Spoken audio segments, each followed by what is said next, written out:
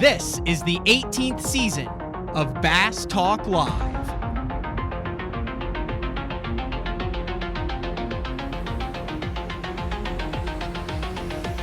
With your host, Matt Pangrath.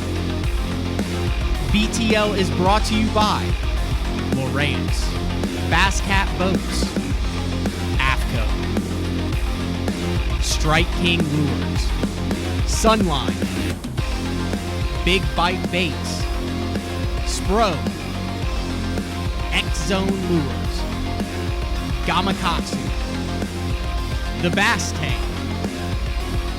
Denali Rods, and Pro Guide Batteries. BTL, coming at you! Good morning and welcome to another exciting edition of BTL Bass Talk Live, where we're going to talk about bass fishing and bass boats and fishing history and all sorts of cool stuff today. Always one of the favorite guests, longtime supporter of BTL and a guy that I always enjoy talking with on the phone. After I get off the phone with him, I'm always like, I don't know how he gets anything done because it's always like a 45-minute, hour-long conversation, very engaged, always learn a lot, and that would be president of Bass Cat Boats and Yarcraft, Mr. Rick Pierce from his office in Arkansas. So we will get to Rick here in a minute. A couple little housekeeping tips and things that are going on in the world of professional bass fishing. We have 3 new additions to the 2023 Bassmaster Classic, which will be in Tennessee this upcoming March. Will Davis Jr. wins the Bass Nation Championship on Pickwick. Really tough Pickwick. Brutally tough Pickwick. If that name sounds familiar, it's because of his dad, William Davis. He's the one who started the Davis Bait Company. And kind of a funny story there. One of the first articles that I ever wrote. One of the first articles that I ever wrote back in the day for Bass West magazine was a profile on Davis Bait Company. And at the time, Will Davis Jr. was like in high school and I think was trying to figure out on where he was going to fish collegiately. And now he's has the potential to fish the Bassmaster Elite Series should he choose, and also is in the Bassmaster Classic, $20,000. Had like a 16-plus pound bag on the final day. So big shout out to Will Davis Jr. Wednesday's guest actually knows him pretty well, I think, and that would be none other than Ken Duke, who will make an appearance on Wednesday on BTL. Tristan McCormick tomorrow on BTL to talk about returning to the Classic after his Bassmaster Open win a couple weeks ago on in South Carolina. On the MLF side, a lot of changes in the, I guess, leadership or top down. I've got a press release that they came out with Wednesday after the show. Jim Wilburn stepping down as president and CEO, moving into a semi-retirement role with MLF. Don Ruck stepping down as the MLF executive vice president and general manager at the end of the year. He will remain active with the company as an executive advisor. And Boyd Duckett is now the president and CEO of Major League Fishing, including all tournament operations and support staff. And then they came out with the 80 anglers who are fishing in the 2023 Bass Pro Tour, and Duckett is on the list. So I guess he is the, what did I have it here? He is the president and CEO and head of all tournament operations and support staff, and he's competing, which led me down a wormhole to see in the history of professional sports, has there ever been, there's been like a manager, player, or an owner that has played too. But my question is, has there ever been like a league owner or president or anything that has also played in the league? And I haven't been able to find that, but there's a number of different owners for Major League Fishing who all compete. But the best I could come with was Athletes Unlimited Softball, which is currently going on right now. And it's this, they have this weird deal where like the players all own it and then they get points based on how they played. So they have individuals and then they play on teams. It's crazy. Anyway, let's get to our guest today. I'm excited for this one. I have a list of things that I wanted to cover, and whenever we have Rick on, we never actually follow the script, but heck, that's the way it goes. Rick, thanks for joining us. BTL, president of Bass Cat Boats. Rick Pierce, how are you doing? Thanks for jumping on BTL this morning. I'm pretty good, man. Thanks for having me this morning here, Matt. It was. Are you a Googler, Rick? I mean, I know you have a crazy amount of knowledge in your head, but are you one of those guys who, when something piques your interest, you hop on the computer and go down the Google wormhole to try to find out more about it? I think everybody does that today. I'm not as bad as some. I've got guys that work here for us, and they'll say something right away. They're on their phone Googling it, and I'm not that bad. But no, if I'm interested in something, I'll do the research. I feel like you have a lot of research like in your head, like the stories that you're able to come up with in your mind are you're kind of like your own Google machine, especially when it comes to the history of bass fishing and boating. Yeah, God bless me with a lot of retention, I guess. My memory's pretty good, and so I get to remember things, and that's just fortunate. I mean, I tend to remember a lot of things, so places, We scheduled this out. Heck, we scheduled it out like a month in advance. And then I got to be honest, Rick. So we scheduled before I went to Hartwell, and I had it in my my schedule on my phone, right? So when I book guests, I put them in the phone. And then I went and dropped my phone in the lake at Hartwell. First day of practice. Yeah. So I was trying to remember and make sure that you were on the 14th, but we scheduled it out in advance because you've been on the road pretty much for the last month at different events, functions, tournaments where they're giving away cats, all sorts of stuff. So it's been a minute since you've been in the office. We did SEMA 2 weeks ago. I went and did SEMA. Took a young man here, Dalen Owens. We went out and did SEMA for 2 days and burned it. We do a lot, and I've been out west and, of course, won bass, and we were supposed to be at Lake X, but a little thing called Nicole blew through Florida and changed that plan. And so we didn't have that Lake X event. So we've gotten involved, and I guess probably this morning or tomorrow morning, Mercury's got a big release on a new product. So it's coming out tomorrow. I saw that. You mentioned SEMA. So I guess that's kind of a parallel show to ICAST. I know there's several of the anglers, depending on their sponsors, that'll go to SEMA. There's always a couple bass boats there. You talk about it. But, I mean, for those who, I'm not exactly sure what SEMA is and how it works. It's an aftermarket automotive show. And if you ever get time when you're doing nothing, you can look at my Facebook site, and I've got all kinds of albums of cars and things that I put up there. But I've been going to SEMA since before they built the Las Vegas Convention Center. How long ago was that? Oh, I don't know. In the 80s. We went years and years ago when they first joined with Apex, and it was all intense, and you had to go to this parking lot and that parking lot. And I mean, it was hard to get around. And we've been going to SEMA for many years. And it's an aftermarket accessory show, and it really gives us a lot of concept knowledge. And believe it or not, all of our little interior light suppliers we get out of Taiwan have come out of SEMA. And so we've found some pretty cool stuff at SEMA, things that aren't in our industry. And then you get a lot of concept thought. Now that's changing. When I went to SEMA years ago, it was all really custom cars where they might build a funnel for a stereo woofer in the back deck out of fiberglass, or they would build a gauge pod. And they were just really cool concepts. Today it's different. And it morphs just like anything does. So today it's all four-wheel drive accessories. There's some cool cars, and you get to see a lot of $1 million rides. But, there's a Pagani there, an Enzo, and there's a lot of good cars there that are really unique. But, and they're certainly mind-provoking. They'll give you a lot of thought. But really today it's a lot of trucks, too. I mean, everybody's gone to jacked up four-wheel drives and trucks that are, your head won't come to the headlight, But so it sounds like it's a little combination trip, something that you enjoy, your passion. But I mean, do you also literally walk around and see stuff? And it sounds like with that lighting, like you're like, hey, that's something we could incorporate into future cat models.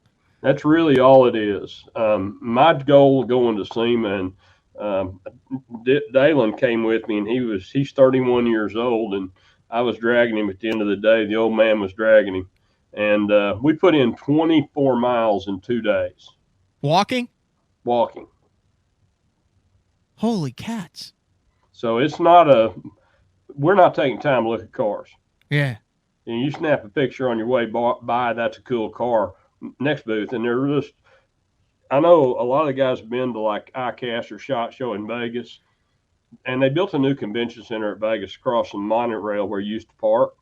But from the parking lot all the way across every convention center building, the new convention center building, and both floors of the Sands Convention Center are all Apex and SEMA. So it's bigger than ICAST. It is the largest show outside of Comdex in the USA. Interesting. So it's huge. And it's an awesome, awesome show. I mean, everybody said, oh, you're looking at cars. I came back with all kind of lighting ideas and tires and concepts of wheels and just amazing things you can do. Tools, every tool supplier you can think of. A lot of electric this year, tremendous amount of electrical influence.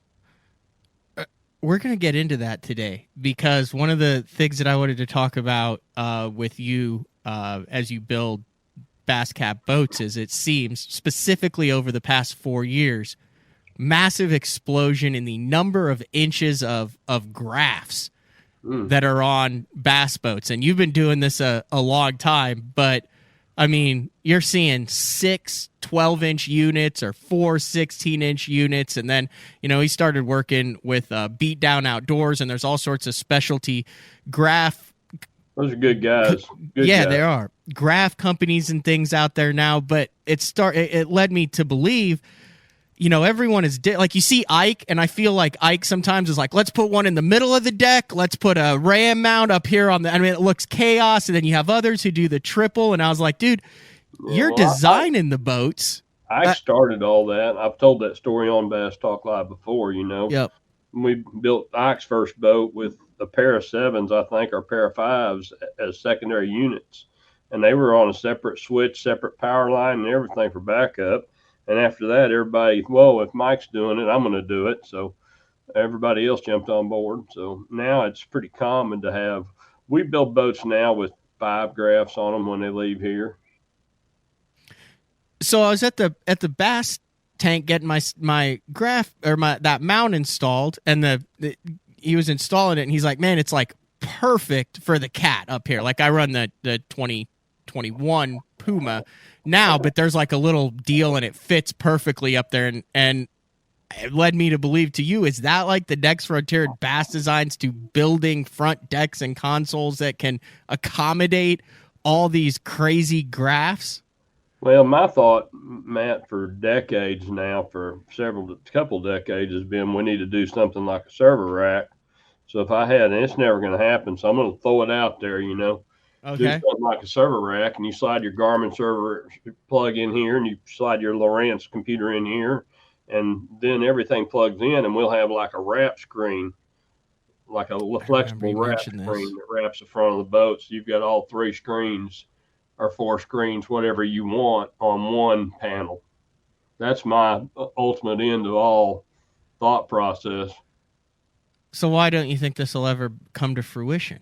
We're too small a niche industry. It'll take years. It'll be decades before it comes together. And then the other thing is, quite honestly, every time I've ever came to, I almost had it through with one company. We were really close. But the graph companies all want to control the display. And then, they're really software companies, but they want to sell displays. So when you look at Humminbird, and I'm sorry for talking about Humminbird, guys, but they're really focused on the Super Twist display and trying to keep that in their little category, and that's not even their display. They buy that display. So it's not like they're building it, but all of the companies, they want to sell displays. They want to sell LCDs. They want to sell complete units. And really, they're going to have to really change to the way that things are, because this little tool in my pocket, it has changed the way people think. And back about 2007, this device right here changed everything in the world. And it's time everybody caught up. And in the bass boat business, we're behind. Not as technologically advanced as the bass boats need to be. That's right. We're not.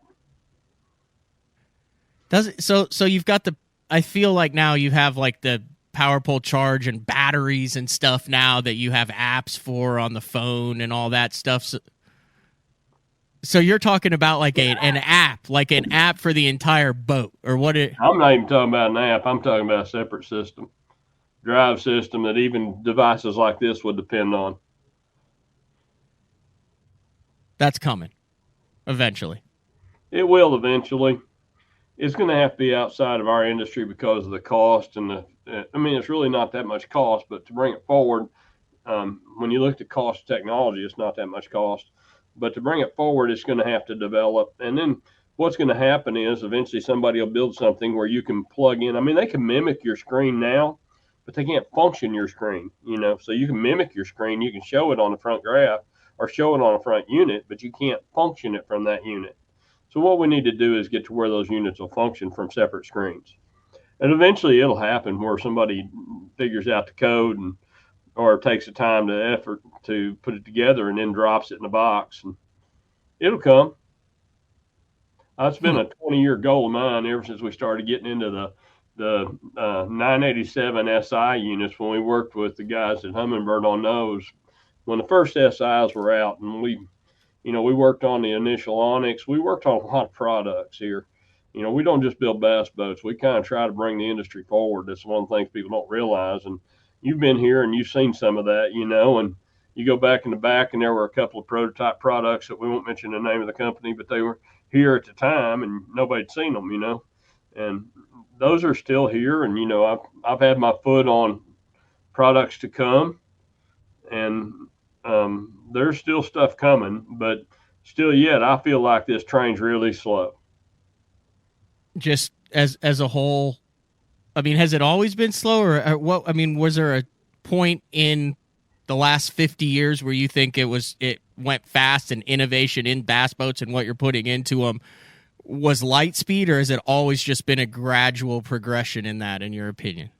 Well, I think it's been slow. We're relegated to what's already been produced. Okay. So until somebody develops it, I mean, those screens, nobody builds their own screen. So they have to buy that from somebody who builds a screen. Now you can adjust it, you can change the overlay, you can change the way the twist works in it. But really that screen, we were one of the few companies in 1992, we were building the Super Dash, which was the BP 100 Dash, and we actually had our LCD screen totally made. Standish Hamlin built that for us. It was the largest LCD screen they'd ever built in 92. And we'd prototyped that in 91 and got it all dialed in. And today people just buy screens, go to Corning and buy what they built,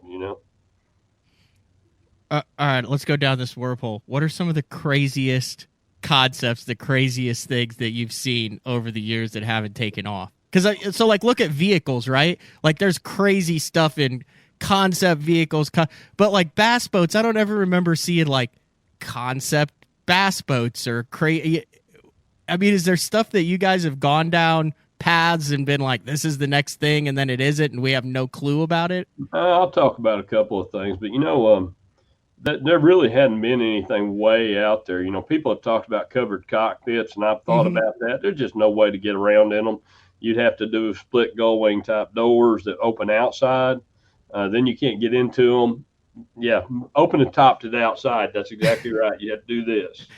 And so you open them reverse because that's where you're at. You're in your cockpit, so wintertime usage. And that'd be cool. It's nice. A lot of guys are playing with heated seats and cooled seats, but I played with, heated seats. I played with that. And, the components in them, I'm not really sure hold up to the outdoor environment. That's a nice way to put it. I think that eventually those that are running heated seats are eventually going to have a problem, and it could lead to a catastrophic failure. Like you sit down and you're fried. Yeah, that's a good way to put it. Yeah, but basically, you're not going to fry yourself with 12 volts, but you certainly could have a little bit of ignition down there inside of a foam pack.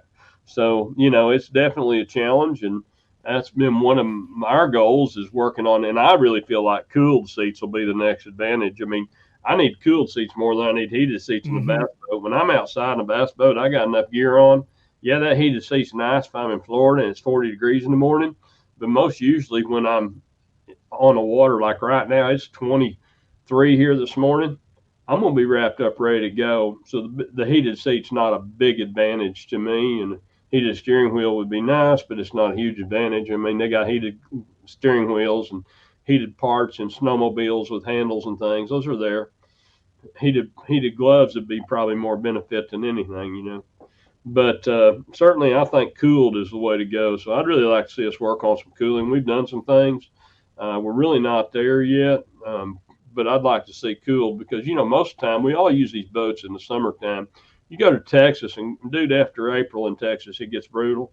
And come October, it gets over. So you got 5 months in Texas at a cooled sea to be a really nice thing.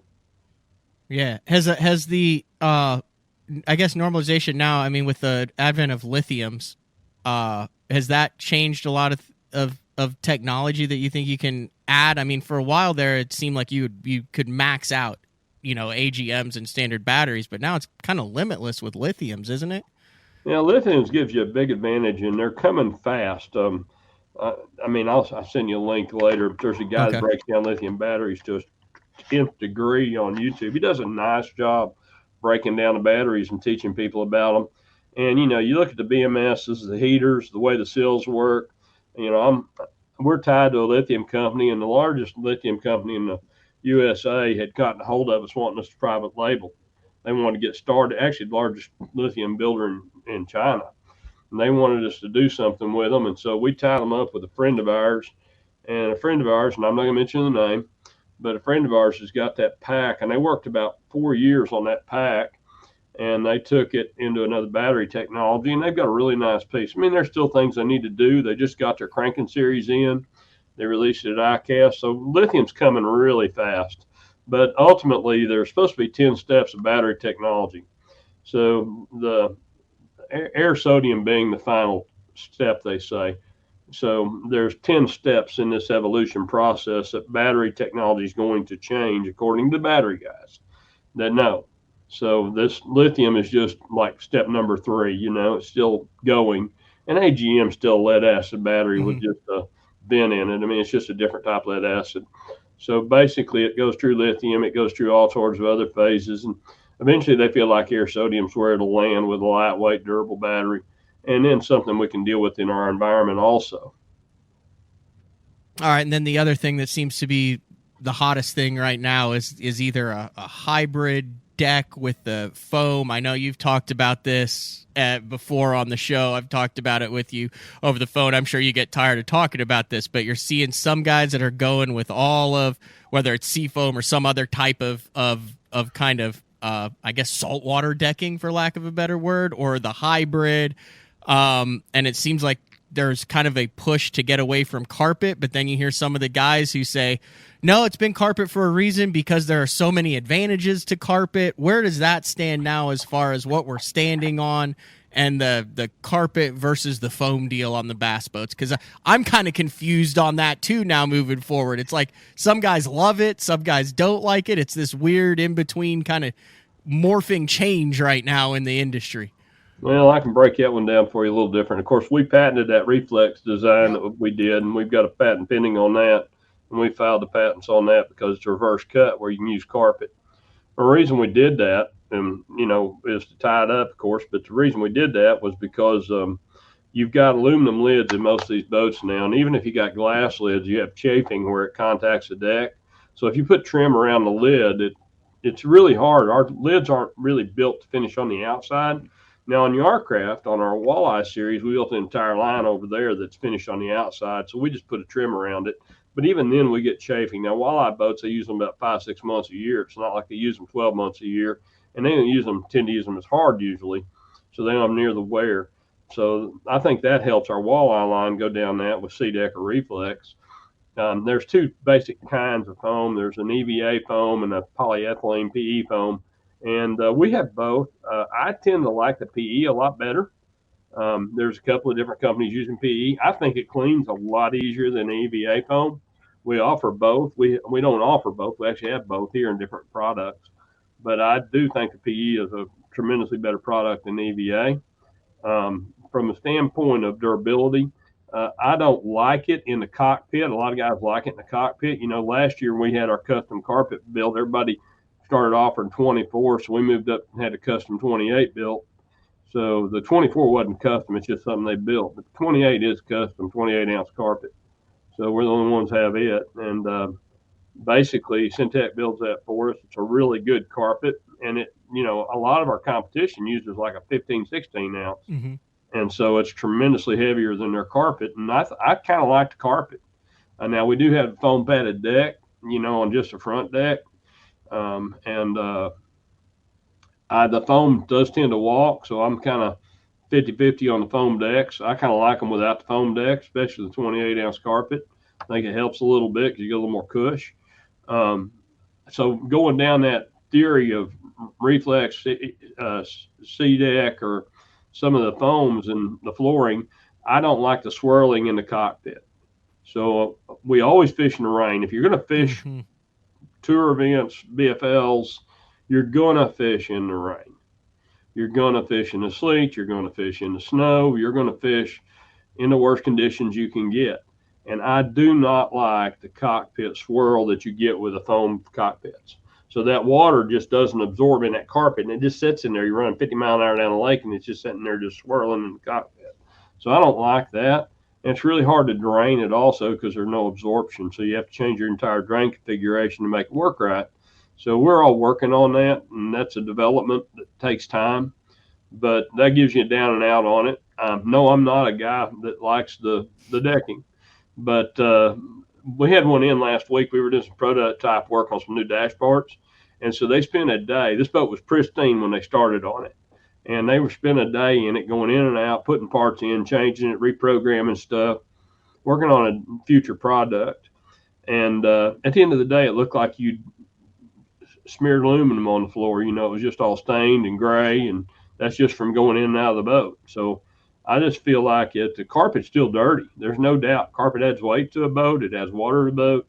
And it's just dirtier, just as dirty as that C deck is, or dirty as that reflex is. But it just doesn't show it. Huh. Have you done the social media Barbasol on the front deck to clean the carpet trick yet? No. You think that actually, have you not seen that where the guys are putting like 3 cans of Barbasol on the front deck, then going to the car wash and they're not a believer in that one? I saw somebody talking about the other day. They had an old center console Dynatrac for sale somewhere, and somebody said, "Oh, it's even got Barbasol on the deck where he cleaned his carpet." He still. I would just be worried that my like brush hog would smell like fresh aloe or something. Then after it's been sitting on that carpet after I clean it. Brush hog. We'll go down that road in a minute too. You've asked. We're going to go down that road. Okay, well we'll go down that road. Let's take our first break of the show. Rick Pierce from Bass Cat Boats. When we get back, we'll go down that road. I definitely want to get your take. A lot of bass cats being won out on the West Coast now. I believe there was a Wild West team trail. There was a co-angler and a boater who won one. Josh Bertrand won one in the U.S. Open. You always kind of give a West Coast update, very forward, very progressive with Bass Cat reaching out to the West Coast. Get that talk, kind of go into the state of the bass boat industry, and then story time with Rick Pierce when we come back. All right, it is BTL on a Monday, November 14th. We'll be back right after this. Your key to better fishing this season is Elite FS, now available at a new lower price. Get Elite FS 9 today for $9.99, and we'll throw in a C-Map reveal chart, our premium mapping solution, for free.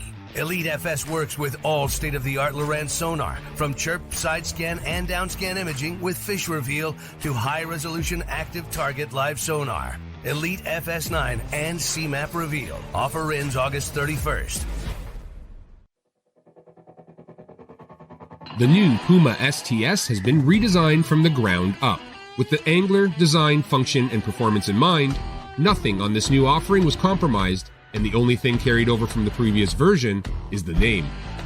Based on the Soft Touch series hull that started with the flagship Jaguar, this new model is nimble and performs incredibly well at all speeds with either a 250 or 300 horsepower engine.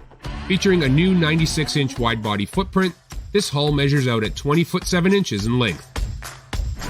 Industry-leading design coupled with tournament-winning performance. The Puma STS from Basscat. Feel the rush.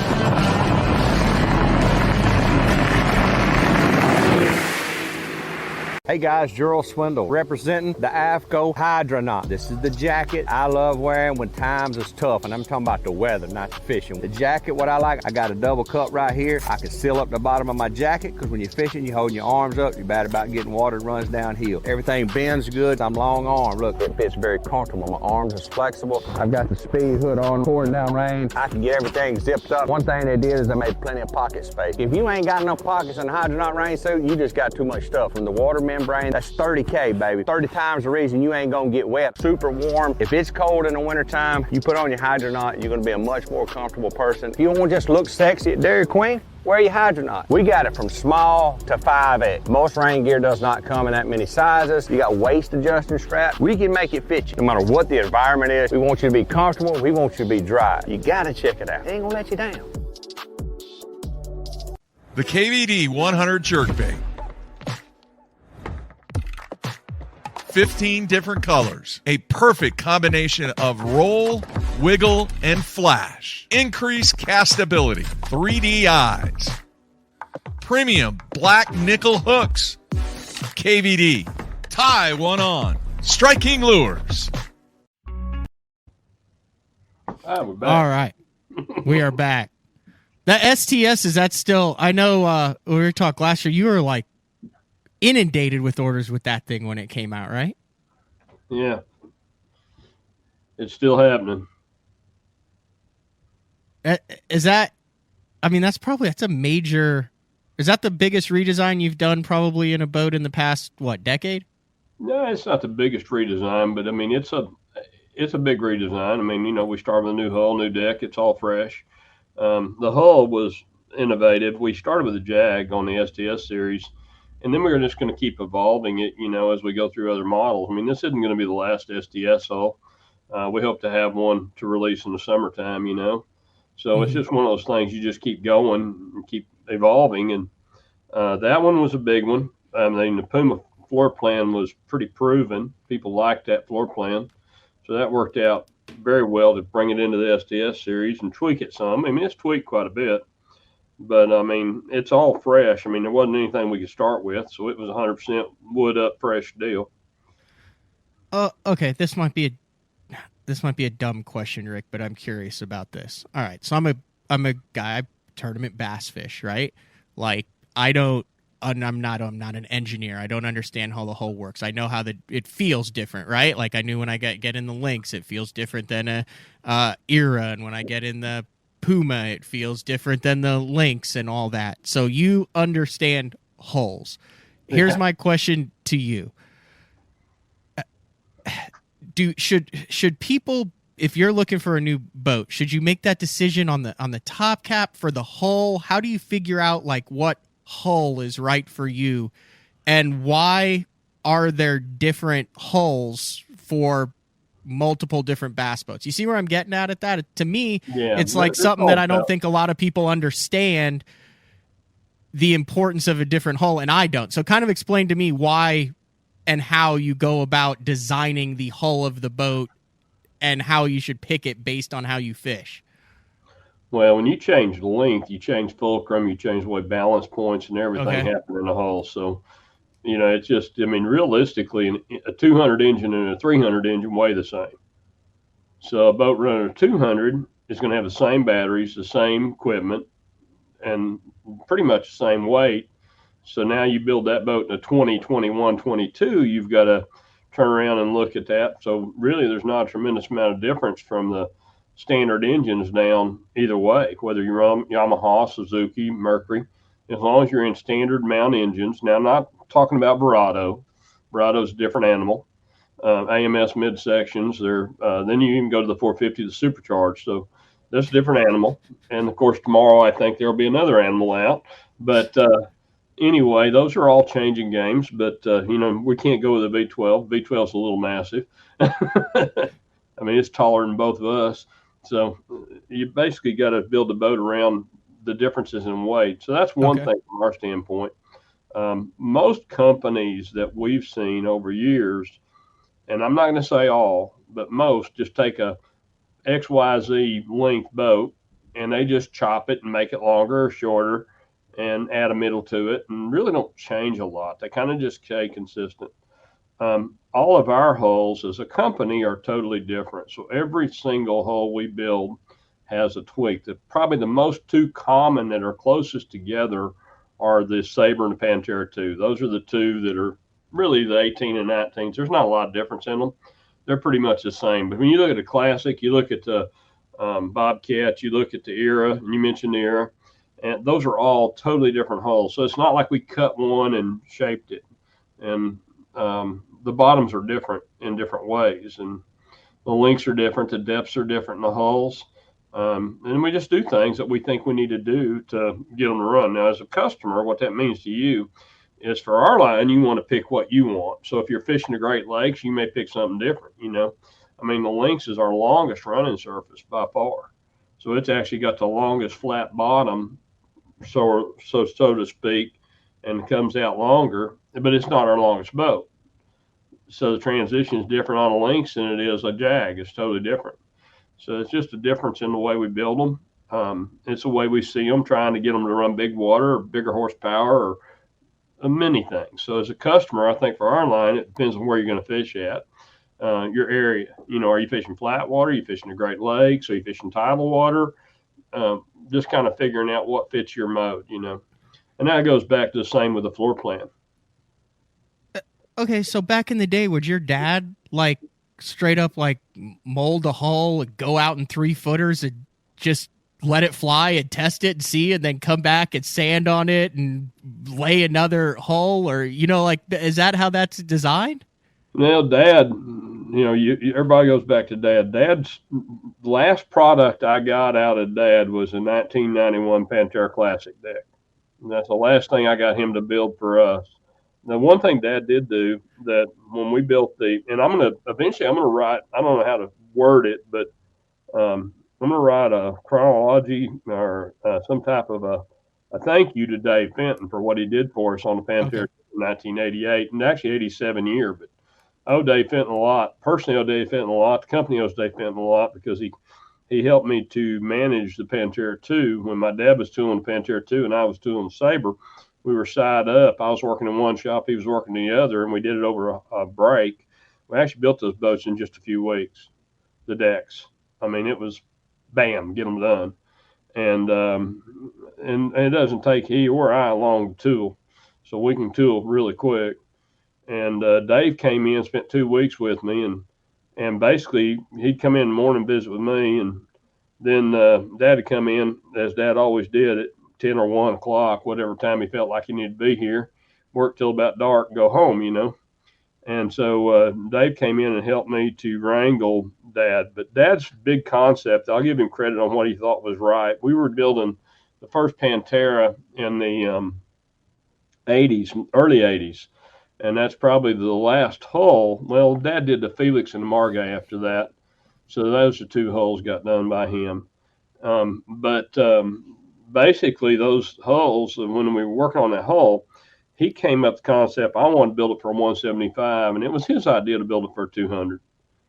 And so we stretched it, deepened it, widened it, did what we wanted to do with what was a spin-off of Molinari hull, and turned it out and changed quite a bit, actually. I mean, in ways people wouldn't even know. And Dad wanted to run it for 200, and at the time, I was kind of 175 focused. And it was probably the best thing that could have happened because nobody was building a 200 rated boat at the time in the 19. You had to go to the 20s, and anybody's 20-footer was a sled. I don't care which brand you bought, it was a sled. And I remember when we built this plant, Dad thought we'd never build anything bigger than 18-foot when we first built this plant. And now we're building 22s, and who knows where it'll end, Do you think as far as the professional tournament scene, we're maxed out at 250 though? With you see some guys run a Jag or 22+ foot boat, but do you think 250 is where it stops? It seemed like there was a period of innovation where it went from that to you mentioned the 150s, the 2s, the 225s, and 250s, or is that kind of the top end? You think? When we went to 250s in 95, All right. So when we did that, we That were was a having long trouble time ago. selling our own boats with 150s. We were building 72%. We were building over 80% of our product with bigger than 150 when we went. That hasn't happened yet. 250 seems to have a lot of pressure. It seems to hold. Most of the guys, you got BFLs. See, at the time, BFL was limited to 2.25. It was Redman. So most people don't realize that back in the old days of Operation Bass, even before when it was Operation Bass with Mike Whitaker, Mike, Charlie, and the guys stopped at 225. So that's kind of where the 225 came into the world at, and that's the most you could run in a Redman event. So as Redman and BFL stopped at 225, that's what drove the everyday recreational angler to go to 175, 200, 2.25.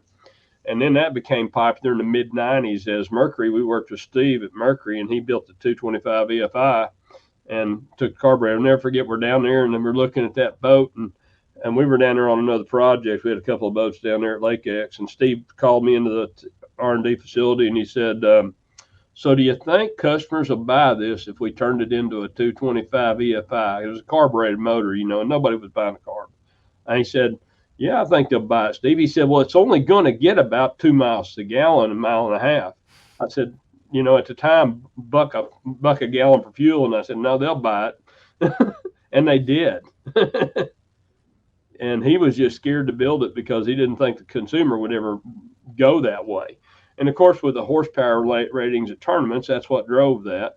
So the West Coast really drove the move from 150 to 250, Matt. Okay. It was really the West Coast, because when Bass went west, they couldn't get participation out west because they weren't out west, and everybody out west had 200s. And so what really drove the move and the shift wasn't the fact that BFL and Redman had 2.25.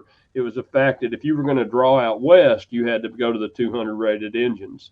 So there was a big conversation with Scott and the guys at the time about whether, and of course Ray was pretty much out at that time, Helen and Dewey and all them, about where do we go, And so they wound up going to 250, and then of course Operation Bass shifted to 250, and it became the standard. Today we don't see the 300s at near the horsepower. I think with big boats, a good majority of the big boats we build that are 300, 250, above 250, I'll say, they're going to recreational anglers. Yeah. And so we sell a lot of 400Rs. We sell several 450s a year, not a lot of 450s. I mean, you just don't sell a lot of $175,000, $180,000 bass boats. It's just not common. But the guys that got them, I mean, I had one, and they are just absolutely the berries. So if you wanted the ultimate rig, that is the ultimate rig. I've seen it. It's freakishly cool looking. Well, it's just a wonderful. You just can't believe the ride and the performance and just the way it runs. Yeah. It's just really a slick ride that's capable of knocking off big numbers, but you really don't run it there. It's just you're at 75, 80 before you can blink an eye. Yeah. Isn't Mark Davis running a Jag with a 250 this year? Yeah, this past year he did? Going to a Puma STS this year. Okay. Yeah, Paul likes both. Paul had 2 of them. Okay. I crawled around in that thing, and it is still, I feel like you could rent out half of that thing and someone could live in it. It's cool. You mentioned it. Let's talk real quick, or not even real quick, however long. Like I said, we could go here. As soon as you have to go, you just let me know, Rick. No, I'm good. Listen, right. I'll go back down one road there. Let's go back to that horsepower thing. I don't think we closed that topic. Yeah, I think that as anglers, if BFL made a shift to 200s on just that event side, then that would open them up to more participation. I think the West Coast is accepted to 250. So I don't know that we're going to see the 300s, 350, 400s come into the bass boat world as tournament events. Most of the guys at home, take a Bass Champs. The majority of events allow you to run them. Mm-hmm. Everything out west, you can run what you brung as long as it's within the Coast Guard rating of the boat. Same's true in most of the Southeast events. So you look at Fishers and Men, any of those, you can, Al's group at Fishers and Men, you bring one, you can fish it, Angler's Choice. AC Tournament Structure, Rick Burns, USA Bassin, run what you brung, as long as they're within the horsepower range of the boat. So I think those suit the recreational angler quite a bit. So I think a tournament angler, I can see it going to 300, and I don't see that to be a problem, honestly. There you go. A lot of questions on the instant feedback, Rick, and every time you're on, I know Jeffrey's used to ask this question. I don't know the ins and outs of it, so I'll just ask it, and I'll let you roll with it there, but I know it has been a crazy almost 3 years now, especially since COVID-19. You have 19, 20, 21, and 22 with bass boats, with availability, with building them, with buying new ones, selling used ones. It's been chaos, and a lot of people are talking at it. So the floor is yours to talk about what I guess I would consider the current state of the bass boat industry as of November 14th, 2022. We're sold out for 2023. Really? Literally, anybody that gets a boat on order right now, the dealer's going to have to take one off of their order system to put you on it. And so technically, we really need like 30 boats to close, 20 boats to close 23. If you look at the numbers, we're really oversold, but there's some stock units that could rotate out. Our inventory is about, in the field, is about 30% of what it needs to be. So we're not doing really, we can't take care of the product in the field because we can't catch up. I looked at, every Monday I get a report. This morning's orders were very strong. This is what's been ordered in the last 7 days. So they were very strong. And that's sold unit retail. So that means somebody's got as a dealer, you have to take one off that you're expecting and put this one on and to get mad a new boat, So we've got a big challenge as a company. There's still a challenge of screens and chips.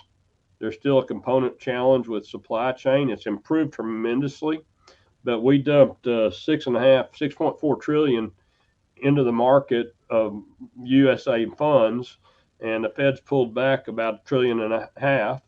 And then they've got, so they pulled back most of the last stimulus. And so it's really still, there's a lot of money in the market. The people who have money, the haves have, and the have-nots have not. And there's no way you can not expect inflation to go up when you've got people paying McDonald's workers $15, $20 an hour. When the guy serving you a cup of coffee is getting $15, $20 an hour just to try to get him in a $1,000 signing bonus, it's kind of hard to not see inflation. So we passed the $80,000 mark, and I knew we were in the 80s, but we passed to 100,000 on the top end bass boat overnight. I didn't think we would pass that fast. I always felt like we'd be there. You and I have had that conversation before that after 25 grand, a boat's a boat and people will buy what they want to buy. But they went to 100 faster than I ever thought, Matt. So we're still backed up. We still have challenges. We still have motor shortages.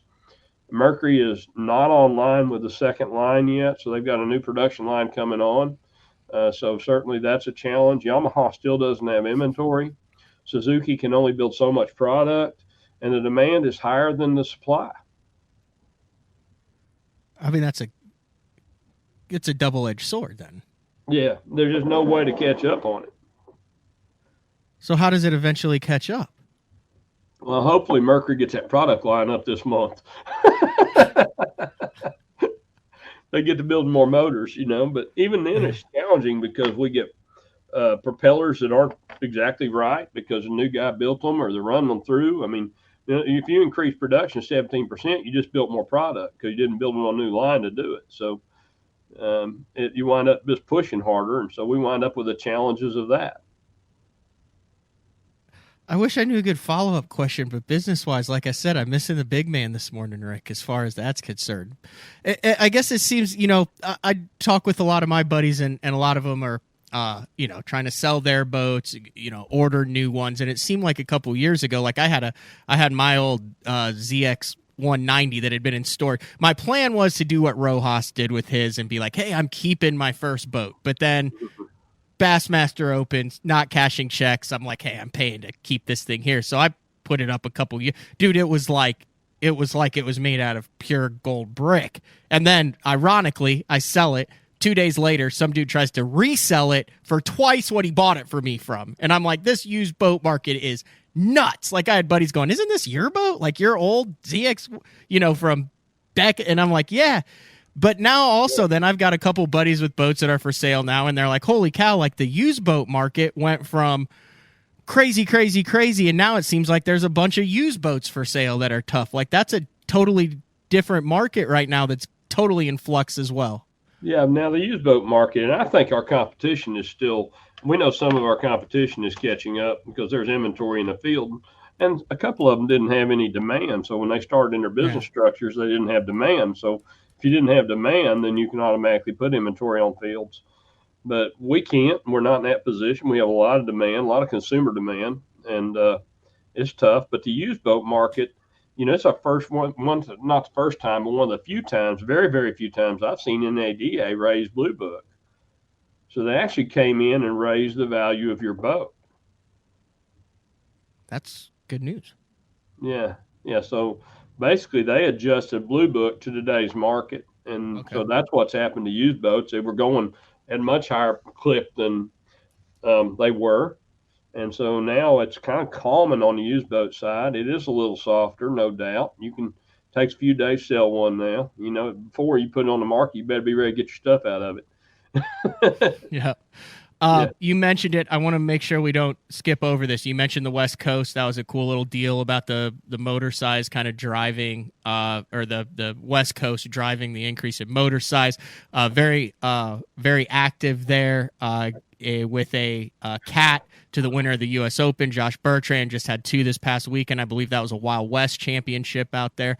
Talk about kind of your thoughts on the West Coast, and I feel like there's a couple really cool things that are going on out there that a lot of the country is taking kind of more notice of because of how hard they're pushing out there, and a core group of anglers that are really kind of dedicated to that West Coast tournament scene and making it work.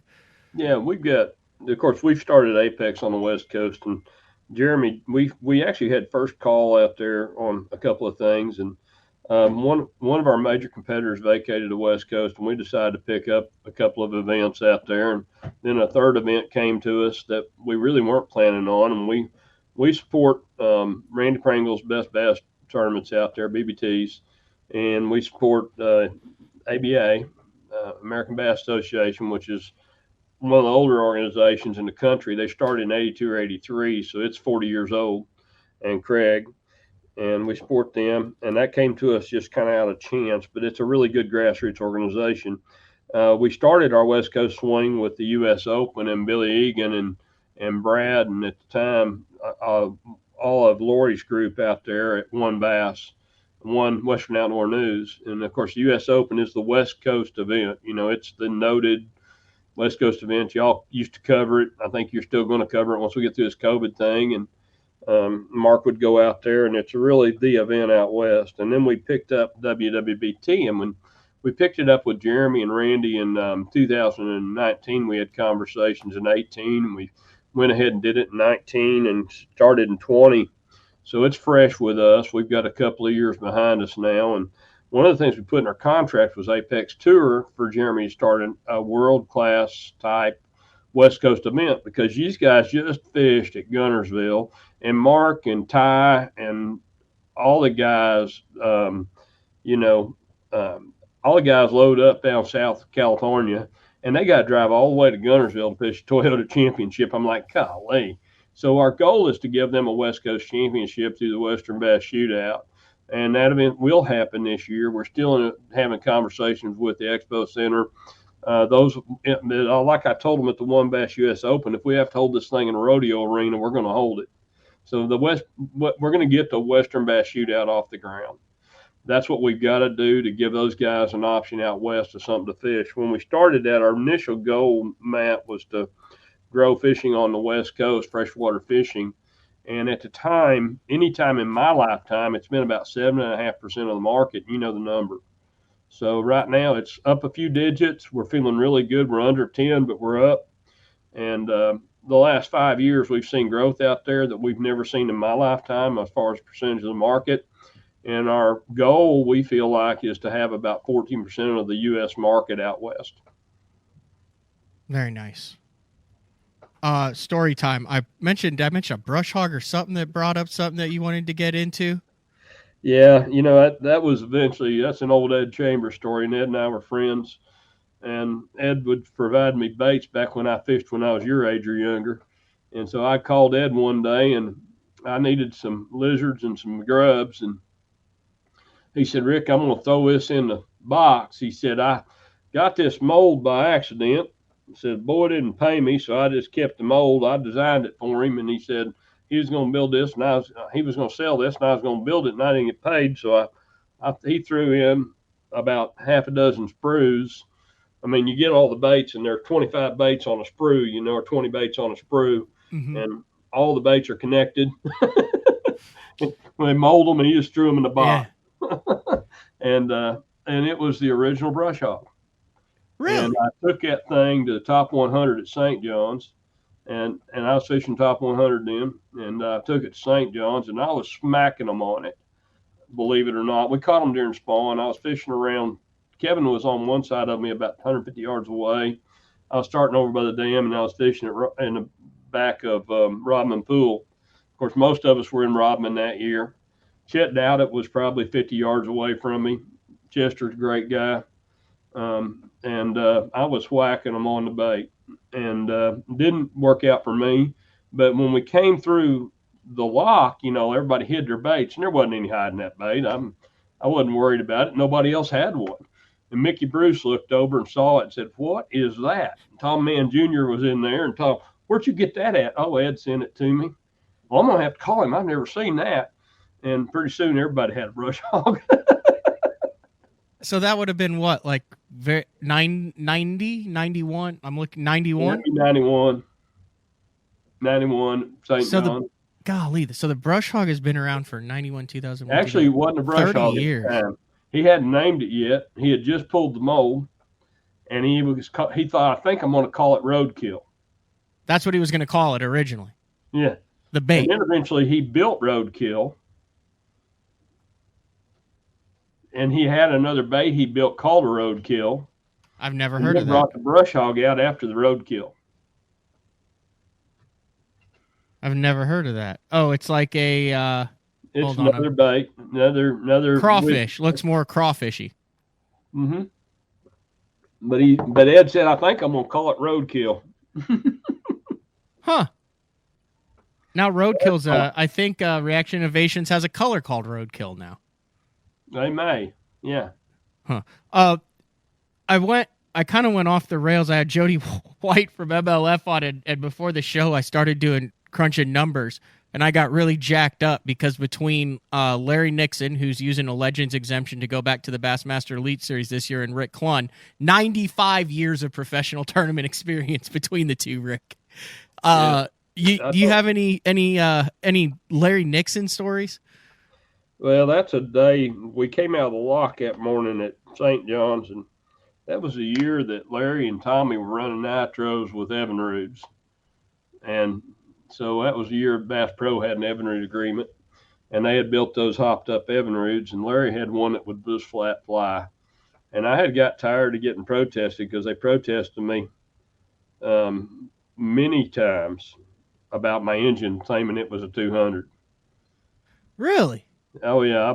I've had my cowling pulled more than once, many more than once. So bad that Roy Ridgel wouldn't even open the cowling on them. Say, no, tell them something.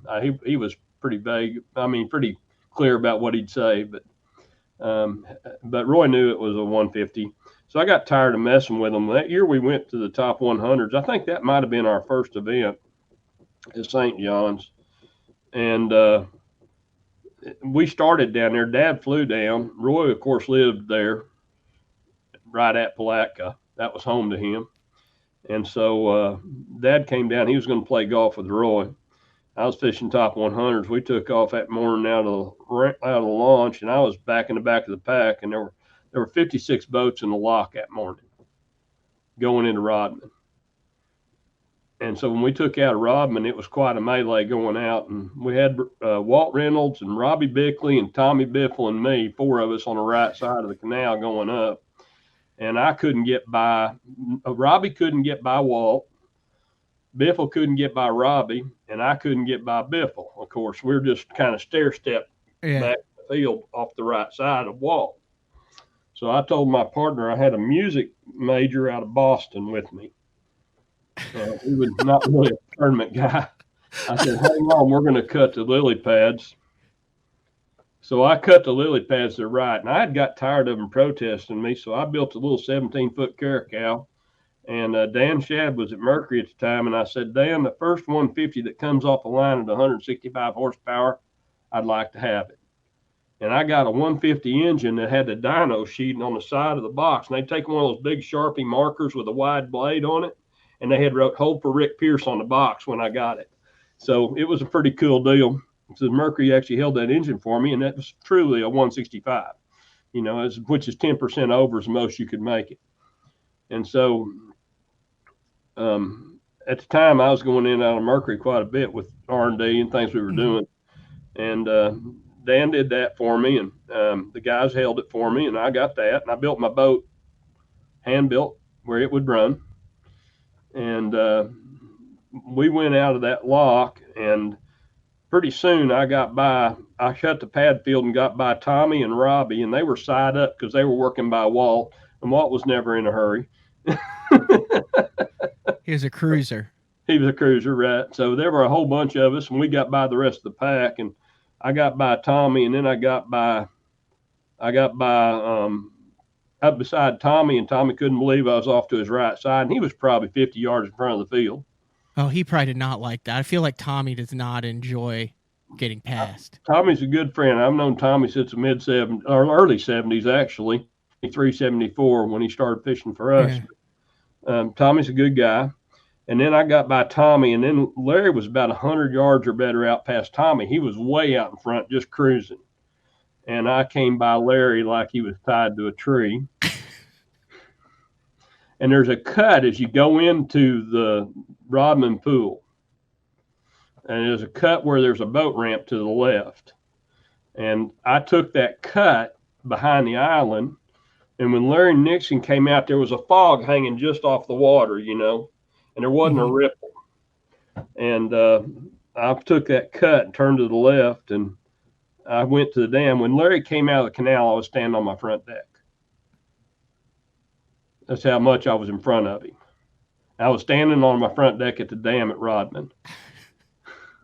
And I saw him come out, and then he came about 2 hours later. He was fishing a point across from me, and I said something to Larry, and he was fishing a worm the way Larry did at the time. I don't know if he still does, but it was, it was like you're cranking a worm almost, and he's fast. And so Larry said, good running boat, Rick. I asked if he got any fish. He said they had one or two. I don't remember. And I hadn't had any yet. I'd lost a good one. And he had said, nice running boat, Rick. And when he got in, Dad came up to me, and that afternoon, Chester told him I was fishing too fast. And I was all around fishing, didn't catch him. And Kevin had a limit. Chester had a limit. And I was fishing too fast. I was jacked up, young. First to break out of the box on the top 100s. But a lot of adrenaline in your throat. You know how it is. Yeah. But Dad came up to me and said, so I heard you fishing too fast. I said, yeah, Chester told me. He said you was all over them, just didn't catch them. I said, no, I had a nice little bunch, but not much. And so then he said, I heard the boat run pretty good too. I said, where'd you hear that at? He said, well, Larry come up to me and said he didn't know where you went, but when he came out of the canal, he couldn't even see a wake. You're gone. I was gone. That was my Larry Nixon story. But I always wanted to draw out Larry. I think Larry's probably one of the three most intuitive anglers in the sport. And that would be, yeah, I really do. I think he, Rick Clunn, and Dave Glebe. Really? I had Rick. I was going to try to write him down before you said it, but what makes you put Glebe in that list? He was intuitive in his young age, very intuitive. He'd make a decision to run to one end of the lake. So he would be fishing at the dam and run up the river. And out west, what people don't realize is I don't know how many products Dave Glebe won out west. And actually, one of the people that looks up to Dave Glebe in that regard was Rick Clunn. And Rick always said Dave Glebe is one of the most intuitive anglers, and I do also. And so Dave's a good guy working at a Bass Pro Shop in Manteca right now. Really? Yeah. Pushing his age a little bit, but always been one of the most intuitive anglers. And I think Larry and Rick and Dave Glebe are probably three most intuitive anglers I ever knew in the sport. And that includes today. That includes Kevin. Now, I'm going to tell you this, Matt, and I told Don Barone this, and he didn't know it, but I actually have a spreadsheet I kept years ago on Rick Clunn and Kevin Van Dam side up. And I mean, Rick started at an older age and Kevin started at 18, but I would keep their records. And I actually have a spreadsheet that I quit keeping because basically Kevin outpaced Rick. But I mean, Kevin's no doubt the best angler ever in the sport. But Rick Clunn was at a time period people thought Kevin was. And Rick was the best angler in the sport. But, I mean, when you look at the records and what they've done, just strictly based on records, Rick was really, really one of the best and still is, of course. Yeah. But Kevin definitely outpaced him on his actual finishes. So it'd been nice if they'd have both kind of stayed in Bass and see where it finished out, but they didn't. So now they're spun off. And I'm very intrigued to see how history will look back on the past 5 years, especially now they're going back to 5 fish. It's just going to be hard to put comparisons, and we like to compare. Like, I mean, I do a show, I talk about comparisons, and you talk about statistics, and it'll be interesting to see this time period and moving forward for the next 5 years of how we gauge it. And isn't it if it's important to gauge it or not? I mean, dude, Kevin's what, like early 50s right now? He still has another like 22, 23 years to catch up to what Rick's done every single year. Like, I average it out for Larry Nixon. Larry Nixon has averaged 10.4 tournaments a year since like 1974. Like, that's a tournament a month. That's like 7 days. That's up north, down south. That's all over the country. It's freaking amazing. Pre-practice in the fact that Larry guided for a living many years out at Toledo. You put down the time they've spent in practice at events, and all of a sudden, you know, gosh, I look at it, and you take a lake like Sam Rayburn. You know, Matt, I've spent more than a half year on Sam Rayburn alone myself. Yeah. I mean, how much do you think you know about Sam Rayburn? The average local guy doesn't spend that kind of time on there, even though he thinks he does, you know? Yeah, it's and so fascinating. You look at the way that how many times do you think Kevin Van Dam's been on Guntersville? How many times do you think Larry Nixon's been on Guntersville? How much do you think they know about that lake? I mean, really, you take that, there's a tremendous amount of tribal knowledge. Now, there's going to be some stuff they look back in history, and how do we look at what's happened with live scope, and it's going to change, but the guys still have to find out where the fish are. Yeah. Now, it's a lot easier and a lot different than it used to be, but these guys didn't have that. They had a flasher. And there was some guy with a paper graph and window weights that was bitching about a flasher. Yeah.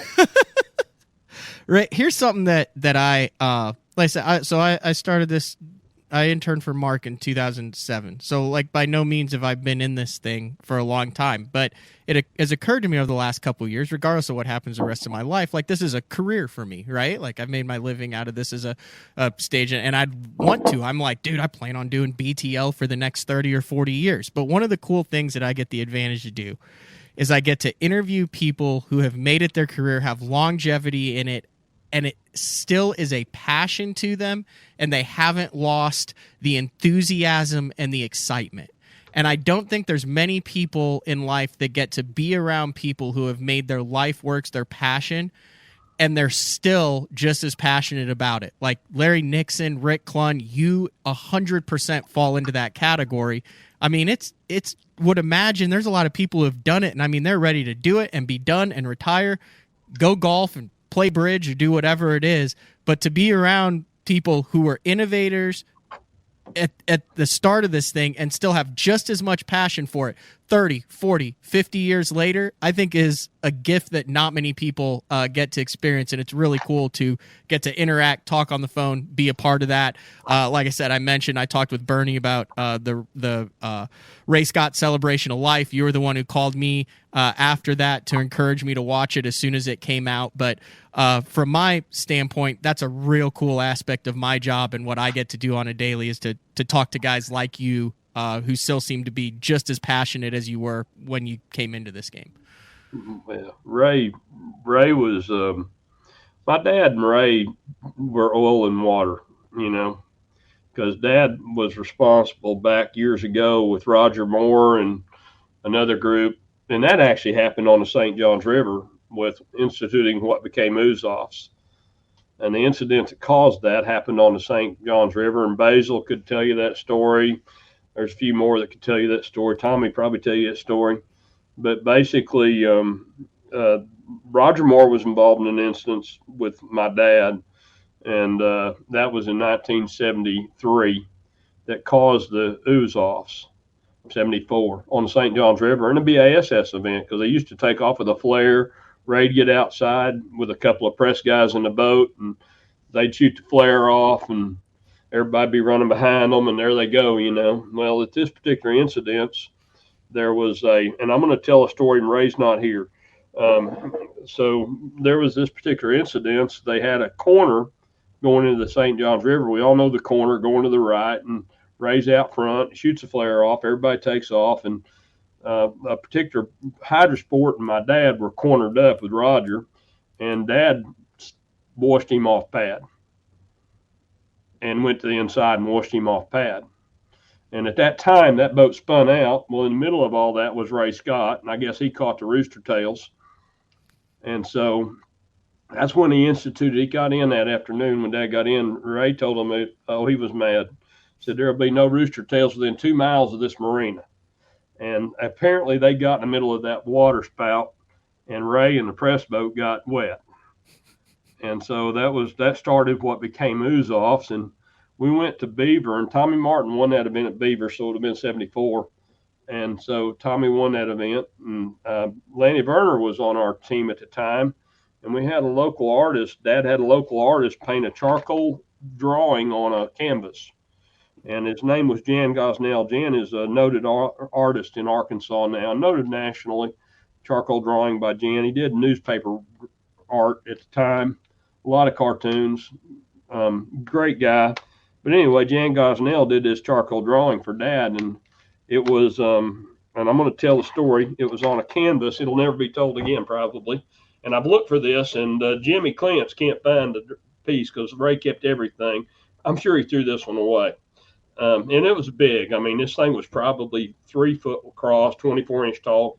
And they had taken a bed sheet, and they had at the awards banquet the night after the event, Ray had called Lanny up to get this award. And Lanny came up carrying this bed sheet with a print under it, with a charcoal drawing under it on white canvas. And Lanny said, well, Mr. Scott, before I get my award, the Bass Cat Fishing Team has got a little award for you. And, of course, he's in front of everybody. And Ray hasn't looked at this canvas. I'm there. I'm a kid, 74. I'm a teenager. And I got to do a lot of things as a teenager. It was cool to be a part of the sport. But they unveil this thing, and everybody in the crowd sees it. And it's Ray Scott walking on water with one leg up in the air like he's running and holding a flare gun up with water dripping off of his hat and his cowboy hat. And it's a fast cat and a Hydrospook. And it's got, like in Batman terms, boom, or current or something, and the lightning's coming down, and there's off pad, and the rooster tail's getting Ray Scott, and it's a Hydrospook and a fast cat, and on Ray Scott it says "Pay Scott" right here. Yeah. And he doesn't see it. Of course, he's got to go along with it, and the whole crowd in there in the convention center, in the little convention center banquet hall, is just laughing up the storm, and I'll never forget the look on his face when he looked at it. That would be awesome to have that somehow. I've asked Jimmy to find it. I'd love to have it. I would buy it back if Jimmy ever found it, but I'm sure, Yeah. knowing Ray, I'm sure that one is not archived. He archived everything, but knowing that one, that one probably isn't with us anymore. But Jan lives in Northwest Arkansas, I think, still, and he was the artist that did it, and that was really a cool deal. Of course, Tommy won that getting in Cedar Creek on a crankbait. Mm-hmm. Do you remember who won and what they won and a story from every single one of the derbies you fished? 'Cause, I mean, you fished really seriously up until, what, 2018? Like 5 years ago? Well, I didn't fish seriously till about 95. I kind of quit as the kids got together, and 94, I kind of backed out and did one once in a while. I think I fished 99 or 198 Bassmaster events. Never won any money. Of course, they didn't pay a lot of money back then, but I think I won. They still don't, Rick. They still don't. Huh? They well, still they pay don't. a lot more. Didn't pay then, but anyway. But I think I won. I've got a row of trophies here, a row of plaques I'm really proud of. They're hanging on the wall. Then, you got a plaque all the way down years ago. Had about 2 chances to win. Okeechobee. I drew a gentleman that I won't mention his name, but he wouldn't let me go to my fish first day. And I finished 19th at that, having 1 pound the first day at Okeechobee. And Was it Roland? Roland won that one. Oh, you didn't draw Roland? No, I drew Oh, another okay. gentleman. Okay. Yeah, Roland won that one on fish that Scott had found in the canal. Yeah, I remember. That'd have been a young Scott. Huh? That'd have been a young Scott Martin then. That would have been a young Scott Martin. And the chance I had, a couple of chances. I had a chance at Texoma. I had a guy really help me at Texoma. Second day, I drew another gentleman that's noted in the sport, and everybody know him. That's retired now. And both of these people I drew at this time, they were hard guys. They were going to on fish, and he realized the second day when I drew the second day, I was in second place the first day at Texoma. George Cochran won that one in back of little glasses. But I had a chance to win that one, and I drew a gentleman the second day. And the last day, I drew Alan Head, and I had fallen from like second to sixth. And I drew Alan Head the last day. I should have been leading it the second day. I jerked a 4-pounder over the trolling motor 5-pounder, and the guy was looking over my shoulder. And when I hit him pulling it in, and it hit the trolling motor and fell in the water. And I mean, when I pulled back, he was looking over my shoulder. And I'll never forget that. Those are the ones you never forget, And then the last day, I was so jacked up, and Alan knows this. I was on the fish to win. I just didn't put it together. So those are my 2 chances to win in the BASS. You never forget them. Yeah.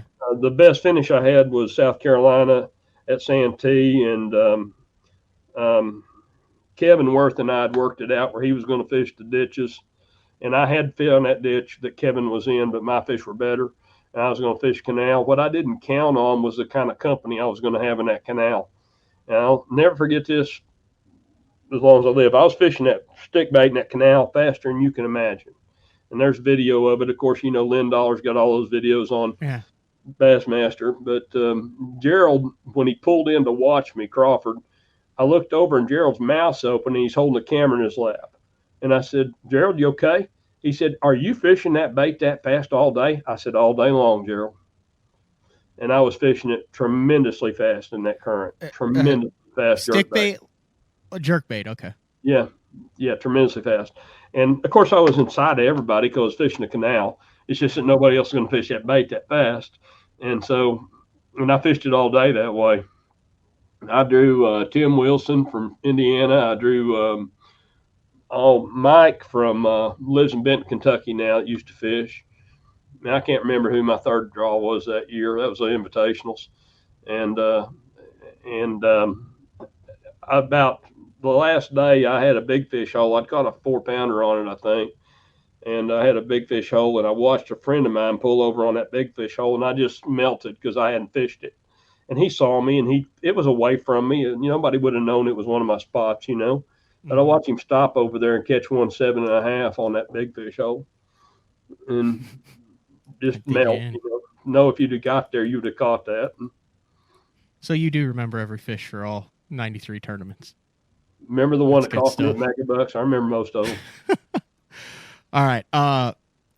Rick, I got to let you get back to taking care of business, but I did want to end with, I do have a couple things that I wanted to bring up that over the last couple years I've heard either other Bass Cat guys or people say, I just want to make sure because of all the little things that you add to all of the boats. So I got three things that I've noticed, and I've actually told some of my co-anglers this when they point it out, and I don't know if it's true or not. So you can either verify or debunk the theory of it.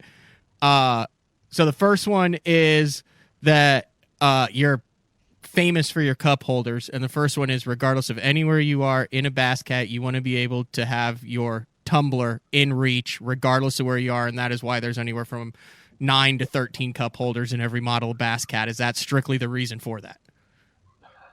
Number one decision on a woman on a new car. Cup holders. Cup holders. Okay. So that's one I pulled out of the auto industry. That's the biggest factor when a woman looks at an SUV or a car is the cup holders. Okay. Well, for that. So the next one is the triangular shaped live well lids that you don't want a bass to jump out of the live well with that triangular shaped live well lid. You're able to open it up. You're able to box that in. So there's no way that a fish can jump over the side out of the live well while you're boxing your fish. That's a bigger conversation. There's a lot to that. It's ammonia content because we restrict all the ammonia to the bottom. Ammonia is what needs to be recirculated and taken out of the water so your fish live, so you can keep your oxygen above the 4 parts per million in your live well, keep your pH good. So there's a lot to that. It also gives us a 20-some inch long side, so the fish has a length to get a big fish in. If you'll notice, a big fish doesn't squeeze in there. And they are really, really big. We actually took 2 live wells we have right here. The guys took them out of storage the other day. I said, clean them up. We'll need them again. And they go to the Classic and go to shows with us. So you can actually see how big that live well is. Because when you look at that live well, you realize it. And a lot of guys advertise 50-gallon live wells. You've heard that your whole life, Matt. There are no 50-gallon live wells. They're smaller than people realize. And if you think they're 50-gallon, when you picture a 55-gallon drum sitting on your back deck, it's huge. Do you really think your live wells are 55 gallons, you know? No, it's mass. Yeah, no, that's crazy. I never even thought of it like that. 55-gallon drum on your back deck, that's picturing what you think's under your deck, and there's no way your live wells are as big as you think they are. And one of the most popular boats in the market, the live wells are 12.5, 13.5 gallons per side. And so, Okay. you know, if you actually measure the content of the water, they're not as big. And, you know, you go back to certain events and they get about 2 pounds a gallon in fish content. So if you displace fish, you're losing water too. So the depth of the water, the turn of the ammonia, the oxygen content, and we do check that. We worked with the Arkansas Game and Fish years and years and years and years ago. You can get an oxygen meter today for $500 to $1,000. It does a good job, but you couldn't years ago. So we've actually tested that. It actually had to do with the reason we use 1/8-inch holes on our spray bar years ago. We've opened that up to 3/16 now. And the real reason we opened it up to 3/16, when we were all kids, we didn't fish a shad spawn. Most people didn't even know what a shad spawn was unless you were on the water a lot. So it really wasn't common, but the shad spawn really changed us to move the spray bar holes to 3/16 of an inch because the shad scales would stop up the. I just figured that out. I was like, where is he going with this? So the shad scales would stop it up. And if you look, that's why you've got a screen in the back of your live wells now. So now we're the only ones that got a screen on all of our live well intakes. Okay. So there's that's way more complex than just fish jumping out. We take that to a science. It's a big thing. And, you know, one of the studies done out of Texas will tell you that our live wells hold fish better than most any. And there's been several studies done. Everybody wants to take credit for what they're doing with live wells. We've done that for decades, and there's a lot to it.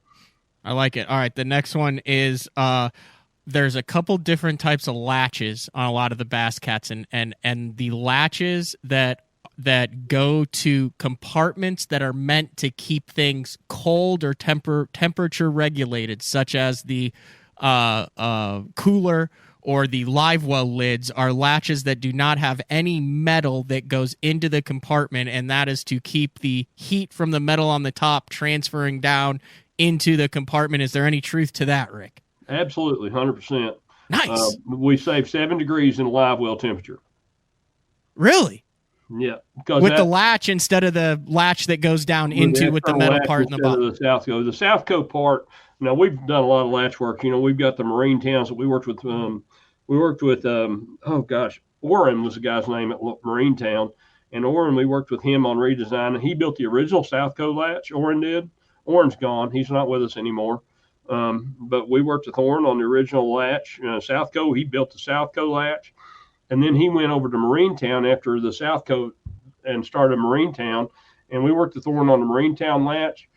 We actually had to buy 5,000 or so of those latches to get them built on that draw latch that you're talking about. And that 2-spring stainless draw latch is a Sierra Pacific latch that we had to commit to 5,000 of to get it built. And then, you use a couple of boats, so it's not a major buy, But now they sell them in their catalog on the market. You can buy them all day long. It's 2-spring stainless steel, really high tensile. You've used them. You know how hard they are to pull. Mm-hmm. They will not pop open. And it's a really nice latch, but real temperature, the temperature is the reason. And then we went one step further with that and moved it to consistency so that all of the cockpit latches basically are that style. So maybe a lid on a Caracal's that way or something like that. And of course, this year we've created the lift latches. Last year in 2021, we worked on that lift latch assembly system. We buy that now. Those parts come from now 6 different vendors to build that system. And so we're buying those. And it's still a work in process. I've got a part on my desk that we're working on right now, but it's actually just reinforcing a rod and needs stiffened. So I've got a rod stiffener. I've got the rod right here that actuates them. And so we got a rod stiffener that we're working on to stiffen that assembly so that we can keep that tension on those rods right. But that lift latch is really cool. So we're doing a lot of latch work. I think it's important. The new lift latch keeps all of the action outside of the boxes, so we reduce water leakage. And it's really hard on a boat because it's not like your car door. It's not a press molded 2-part assembly that's rigid. So boats are a real challenge to keep water out of anything. That's all I got, Rick. You got anything else? Man, I've made myself some notes. Well, okay, yeah. We could go another. Like I said, I'll keep you as long as you want. I don't want to keep you. I'm good. I've blocked this time out. All right, let's have at it then. Yeah, Marty Stone's story. Okay, yeah. You listen to that BTL. Marty Stone is leading angler of the year going into Table Rock, right? Bassmaster top 150s, top 100s, whatever they are. Yeah. Dave Wallach's got the sponsorship boats. He's made the cut. He's up at Eagle Rock area fishing. What lake are we on? On Table Rock. On Table Rock. Last event of the year. Aaron Martin catches, a 9-1 at Table Rock and wins Angler of the Year? I know he caught a big one. Was that his first Angler of the Year? The first Angler of the Year. Yeah. Marty Stone's leading Angler of the Year. Dave Wallach is fishing the Bassmaster supplied Marshall boats. Yeah. They brought boats to each event, and those guys are running them. Dave Wallach had 3 boats that day. What? Motor Trope 3. And he's all the way up to Eagle Rock. So here's the rest of the story, the part you don't get to hear, right? I'm sorry, Tripp, for telling this story. Tripp, don't shoot me. He's retired. He's out there fishing. He won't hear I think a lot of bass, and you know that. Yep. I think bass is the deal. MLF's the deal also, but I like bass. We're an original sponsor, MLF, but this goes down to Bass Road, so guys don't get mad at me. Dave Wallach, they have to take him 2 boats that day. The trolling motor doesn't work on either one. So he's up there with trolling motor troubles when he drops it in the water. So basically, Dave Wallach is handicapped at Eagle Rock. He barely is 11th guy, I think, that day to miss the final cut. Aaron Martins then makes the cut, which gives him the last day to catch a 9-1 on Table Rock. So if Dave Wallach has a boat that's functional all day, does Aaron Martins make the cut? No, because probably Dave Wallach does. And Aaron Martins has no chance to catch a 9-1, and Marty Stone's Angler of the Year. Oh, and that changes all sorts of stuff then. That's right. A lot of changes. A lot of things happen in bass fishing people don't hear on the outside. I'll tell you, I remember one day one of our guys was fishing, and I called him before he made the cut, and it was Robert Lee. And he made the cut, and I called Robert. I said, Robert, tonight, make sure your trolling motor and depth finders work. And he did make sure they worked, and they didn't. So that night, he got to fix his product so he could be ready to go the next day. These Marshall boats were not the best. I remember. So that was back at the very beginning where they had the Dirty Dozen, and they would tow the boats to it. And once you made the final day, you would have to fish out of that. They had, especially at the beginning, the Purelator, Sitco, all the different boats, but they had the same electronics. They were all wrapped. Ruck's first wrap scenario. Yeah. Yeah. So here's the deal: you could run. It was pretty much Lowrance or Humminbird back then. So if you ran a Lowrance and the boat you got in had a Humminbird or vice versa, then you would have guys. I remember this from the first year of the Elite Series that I covered because they were still doing it in 2007. That would be in the morning furiously trying to put waypoints from their graph into the new graph, and then the mapping was different on them. They'd have different trolling motors. The boats would definitely have issues, so you would have these guys that sponsored it, and then all of a sudden they were thrown. I mean, and it was like that night of the tournament after they made the cut, and then they take off the next morning. And that was one of the big deals that like the anglers really, really pushed for, was to be able to fish that final day out of their boat also. Because, I mean, also then for like a boat manufacturer like you, now you've got guys that are Bass Cat guys fishing out of a Triton on the final day with the jerseys and stuff. It made no sense to anybody, I don't think. I understand why they did it. Guys fishing their own product, even if we sponsored events, And, I mean, it's like looking out west. We're about growing the west. We're not about growing Bass Cat. If we grow the west, we'll grow Bass Cat. Yeah. And we need to have more open atmosphere like that. So when you look at this, the lockout was not a good thing when you locked them into the sponsor product. And like I said, I called Robert, and I did the same thing. I think Tucker made a cut that year, and I called Tucker, and I said, guys, make sure they work in the morning, but tonight, not in the morning. And so it was there was a lot of things that I think they could have done. But you talk about that, and we talk about MLF changing formats or the new team events or anything. There's always going to be some form of change in this sport. Yeah, I don't mind the change, I think, as much as some of the message board people or some of the fans. Because like, if you look back at the history of it, the format has always changed, and there's always been tweaks. And we're 60 years into this thing, not 200 years into this thing like some. What are we grabbing back here? This was saved out of the old bass offices for me. Is that the whole course? That's it. Signed by all of them. Yep. That's the whole course. And there were all sorts of nightmare scenarios on the whole course versus who you drew and what hole you were supposed to be in, and guys who complained about that. But it was cool. It was innovative. It was unique. Like I've never been opposed to the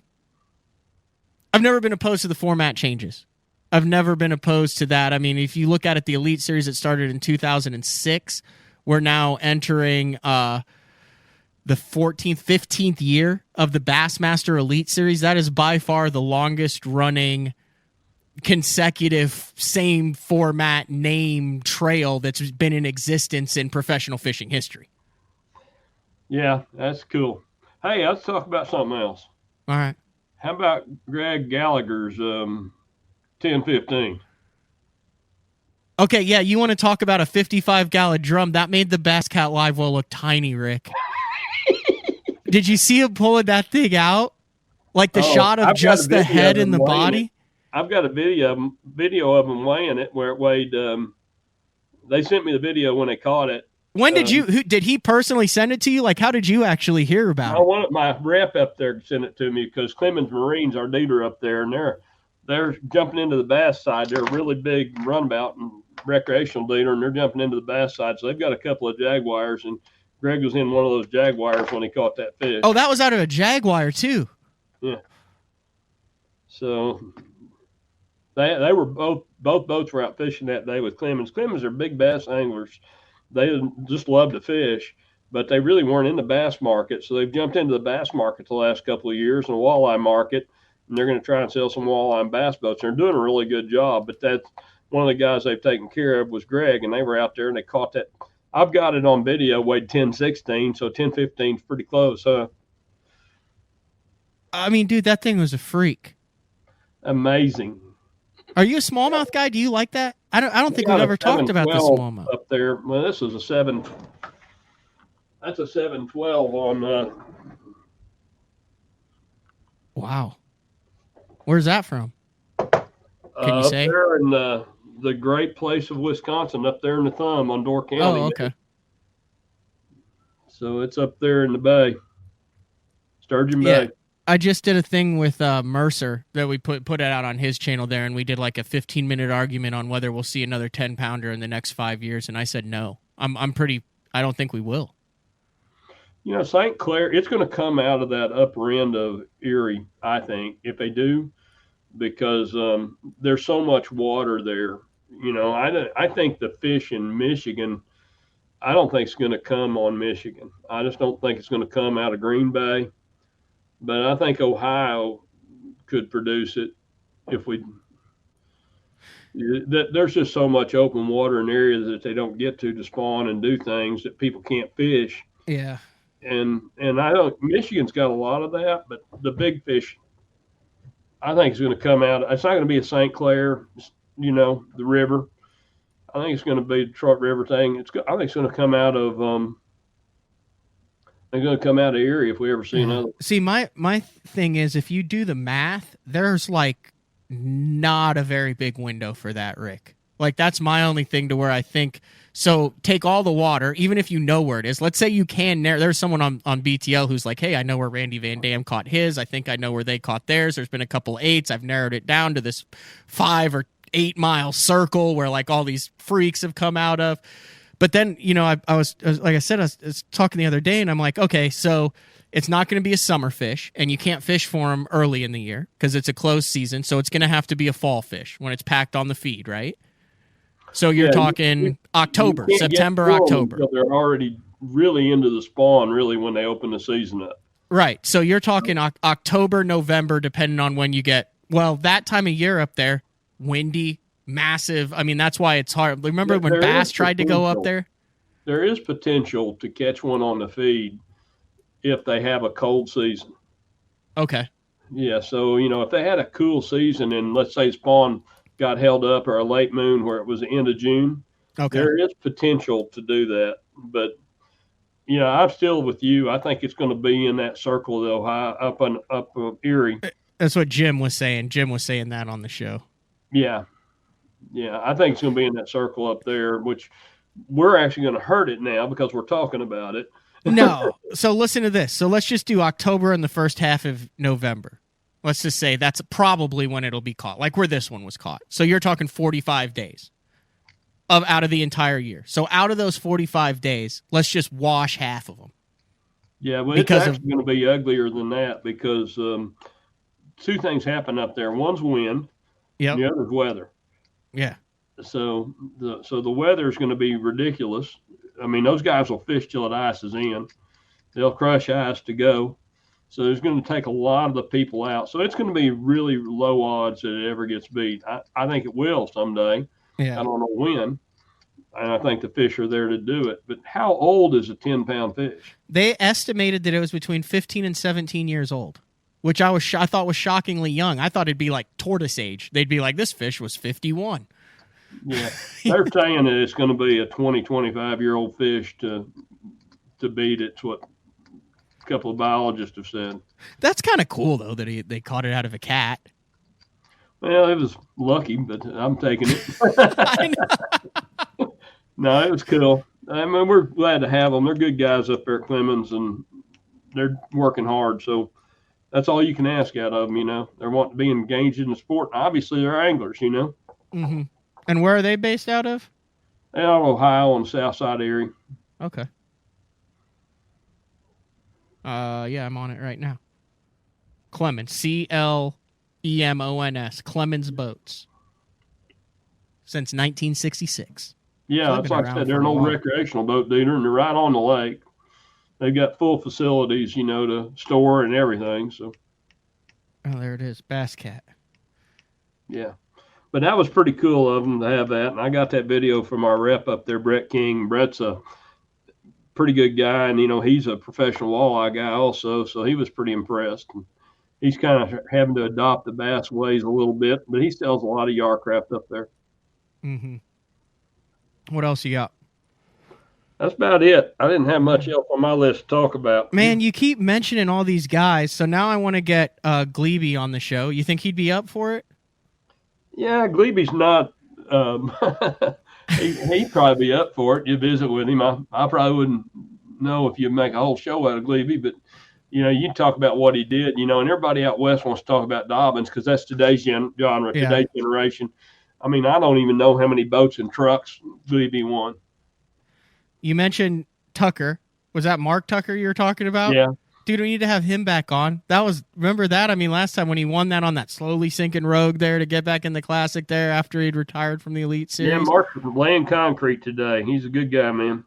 Yeah, I'd like to get him back on. You mentioned Robert Lee. Yeah, Robert's out of fishing a little bit. His boy Hayden's fishing out west now. That's third generation. Wow. Anyway, Hayden's I always good end young up man. with like Really a doing month a of good job. shows. Month of shows He had after a you really come good on. event. Actually, he did all right the other day. He was close to the cut out there on the Pro-Am Championship for Wild West the other day. So Hayden's a good angler. If you guys want more information on the West and the different shows, a couple months ago I did a show with Ken Ma, and Ken came on and literally for 30 minutes talked about the Wild West, the format that's going on out there, the Toyota series. I think he did mention the ABAs out there, and then the One Bass, and just kind of everything that's going on the West Coast. Really kind of put it into perspective. Some really cool stuff they're doing out there. So worth a listen. Like to. I said, we're seeing growth out there for the first time, and I mean, I go all the way back to Gary Marshall, and North Hollywood Marine was a big deal out there, and that was a long time before you. And those were the big sticks out there back in the day, and the West has never been that big a market, but it's kind of nice to see it growing. Yep. You gonna be at the Classic with all the cats? Red Crest and the Classic. Okay. Well, I'll probably see it both then. We'll see you before then somewhere. Yeah. Yep. You keeping your eye on young guys, right? Yeah. Who are you keeping your eye on now these days? Because the guys that I think are young guys are like in their 30s now, Rick, which that snuck up on me real quick with like Jordan and Jacob and Justin, Bertrand, who just won. Like they're like in their 30s now, and now like the young guys are like really young. Yeah, we've got some. Of course, you look at what's happened with college and bringing kids out of college, and you look at guys. There's a lot of them in college. Of course, Rick up there at Drury's done a great job building a team, and he's really done a wonderful job. He left the Bass Pro Scenario Nitro, and he's built a heck of a team up there at Drury. But I look at these young kids up like Jerry Brumbaugh and some of the ones that are coming into the sport right now, and then I look at probably the one that I think sticks out the most to me today coming out of high school right now is Trey McKinney. Trey McKinney. Yeah, there's another boy down in Texas that's really strong. There's another one. Rick Emmett's the head coach of Drury. Yeah. I know you said Rick, but I just wanted to make sure. It's Rick Emmett. I figured you knew that. No, I didn't. Yeah, Rick left Bass Pro, and he run pro team over there, and now he's at Drury. And he's got a bang up team. Sam's Oh on yeah, they got a full on website and all sorts of stuff on there. Like it's like so. Deal. Yeah, it's like a whole bass fishing website. Yeah, you want to go to Stephen F. Austin or one of those Dallas Baptists and look at what some of the teams are doing. But yeah, the Auburn, of course, is the noted team in the sport. But Rick's doing a good job. All right, out of high school, who was it? Who you said out of high school that I like Trey McKinney. Okay. There's another young man. His name escapes me right now out of Texas. It's really strong. He's a high school angler. Oh, did Trey McKinney fish the NPFL this year? Don't think he did. Maybe No. he did. I think that's a different McKinney. Okay. He's out of Illinois. Yeah. He's got his Good own family website background. too. Mom and dad support him. Great deal.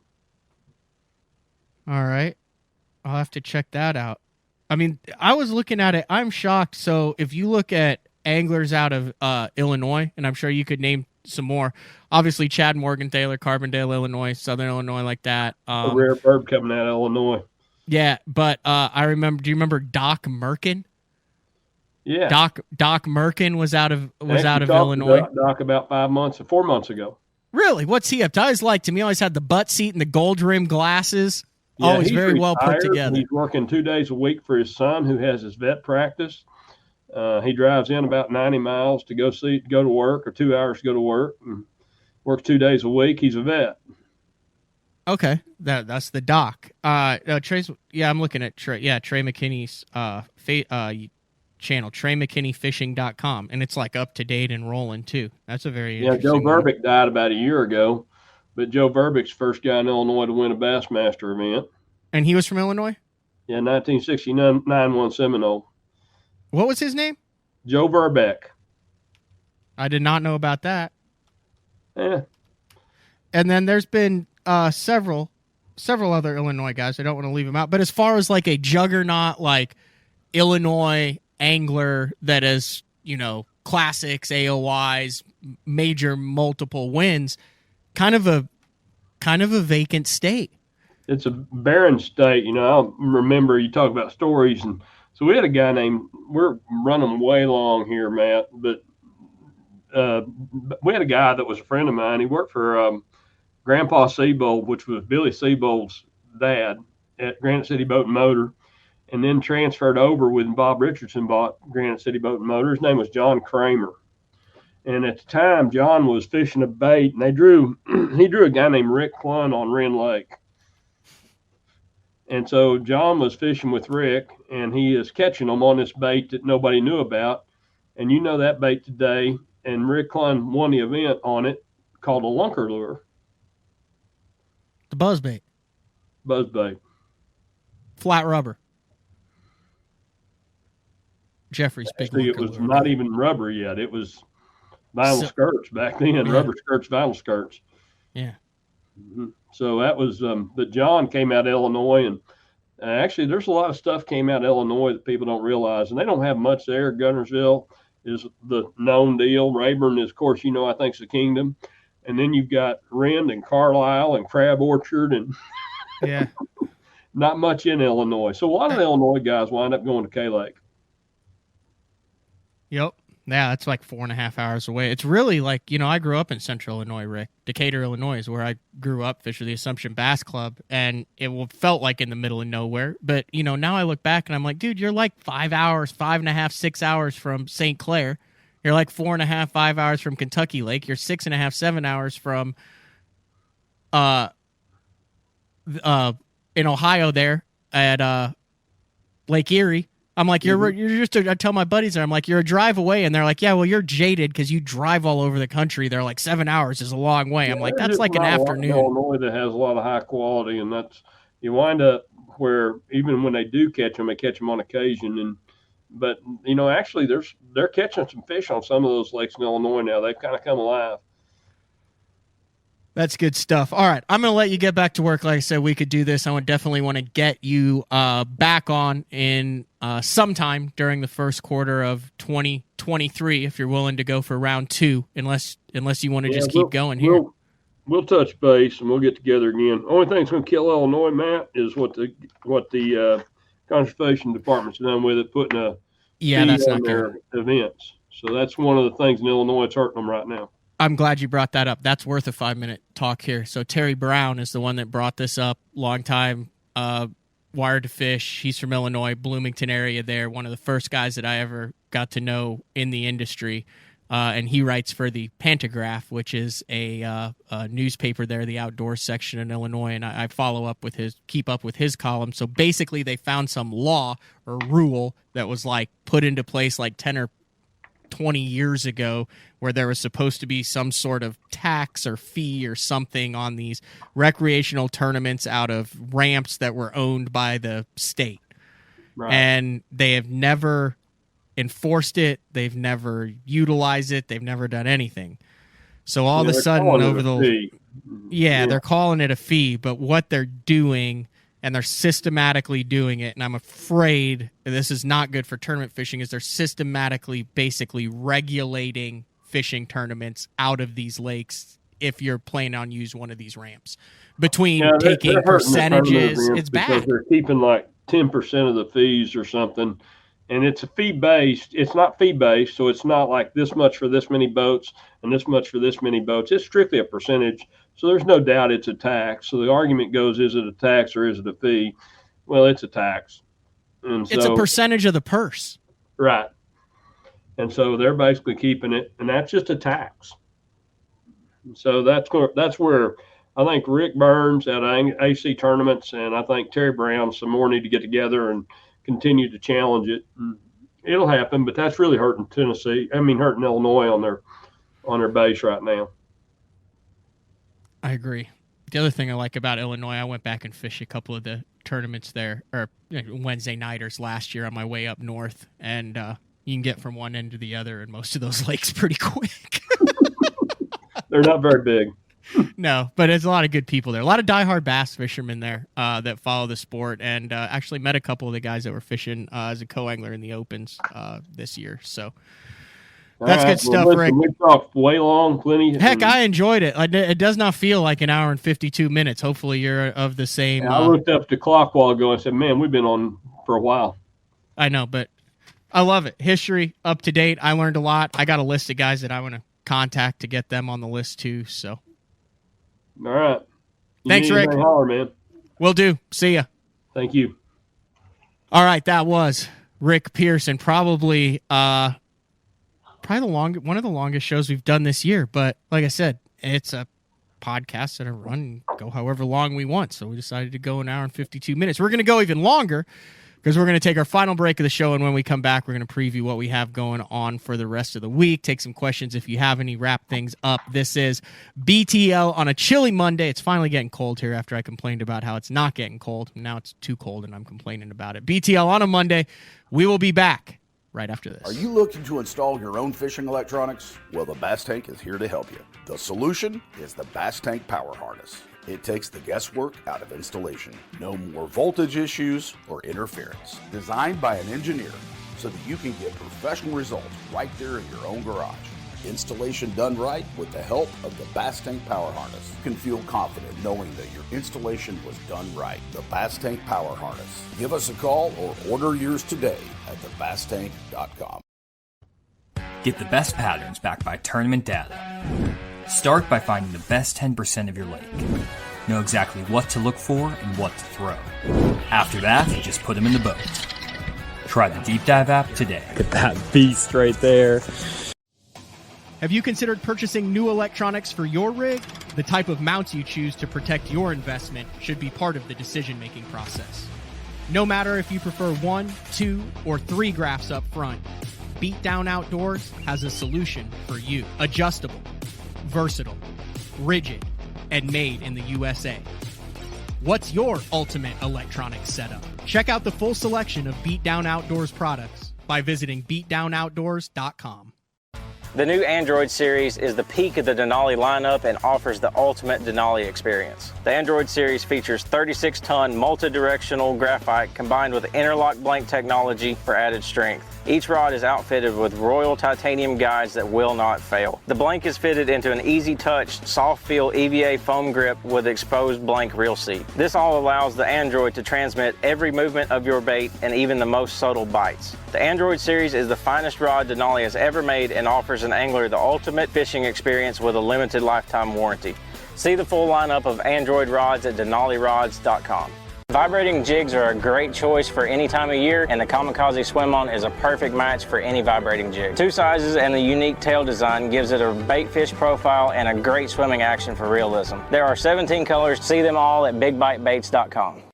The Spro Little John crankbait has been around for almost 15 years, and it is one of my go-to crankbaits whenever I need a fish in the boat, so you can never have enough new colors. That's why Spro's coming out with a handful of new colors, including Pearl Shad, which has this bleached out white look, but it's got this pearlescent, really, really pretty. We've got Copper Shad, which looks amazing in the water. It's got that purple flake on the back, really, really pops in the water. And then if you want some real pop, we've got sparkle shad, nothing but sparkles all over this thing. And then last but not least, we've got the matte sexy shad, just a really different looking color for a crankbait. So you want to give them a little different look, that matte sexy shad is definitely the one to go with. All these colors are available in the original Little John and the MD. Combining one of the most popular hook styles with Gamakatsu's beefier Superline offering, the Gamakatsu Superline Offset Round Bend delivers the strength necessary to target big fish in heavy cover. Well suited for braided line and heavier fluorocarbon, the Gamakatsu Superline Offset Round Bend is built using stronger Superline wire that allows anglers to easily fish a finesse worm around heavy cover.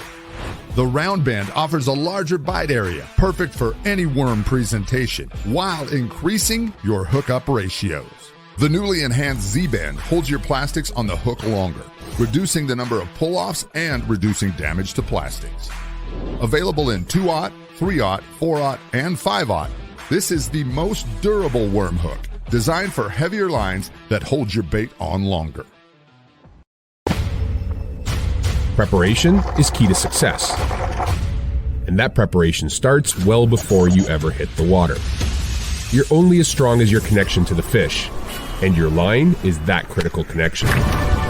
Confidence in your line every minute of every day on the water is a necessity, and failure, it's not an option. Sunline makes the fluorocarbon, nylon, and braided lines to give you the strength to guarantee your confidence.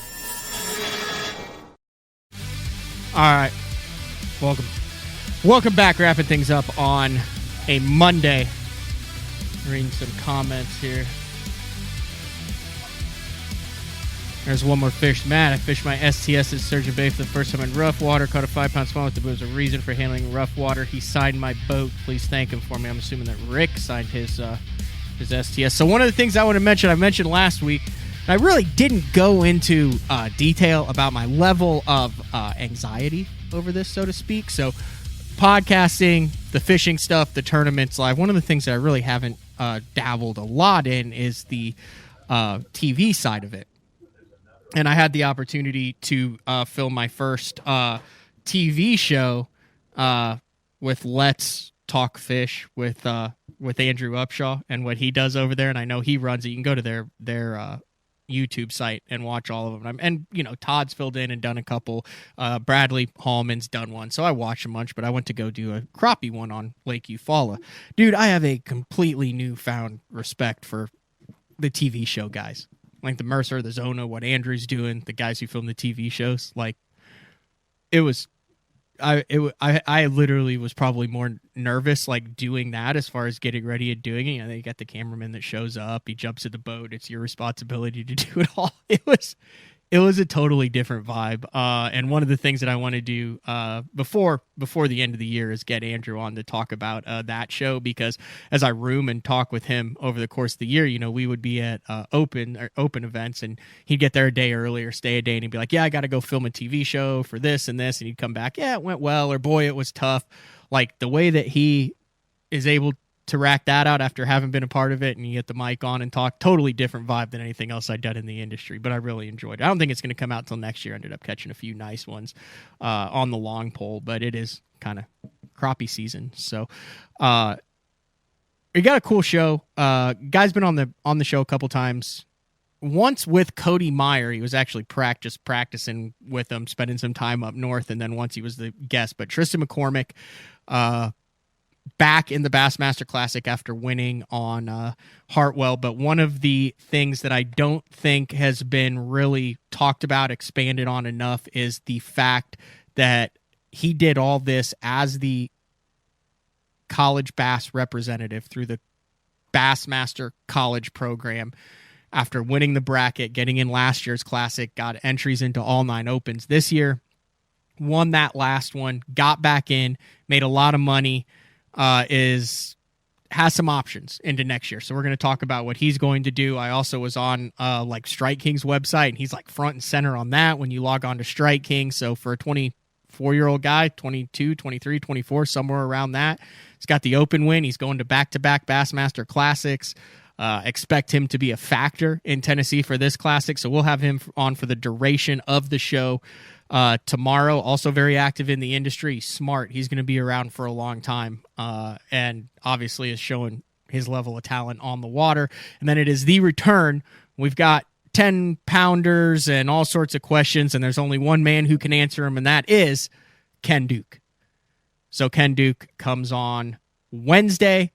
Thursday, big announcement with Frank Scalish on day 4, number 93, I believe. We're marching towards this very specific number, and I think Thursday we'll be able to announce what will happen once we get to show 100. And then some cool stuff going on into the Thanksgiving holiday break. I am working is on my to-do list. I actually got a email about that during the show as far as apparel, both on the day 4 and the Bass Talk live side, and I'll be catching up on a bunch of stuff afterwards. So big shout out to Rick Pierce. He gave his top 3 of anglers. He is definitely in the top 3 in the entire industry of knowledge and passion. No doubt about that. So big shout out to Rick for taking time off. Also, all the listeners, viewers, great feedback with that. Tomorrow, as I get the music queued up here, Tristan McCormick on BTL. That's it. Thanks for sticking around for 2 hours of BTL on a Monday. We'll talk to everybody tomorrow.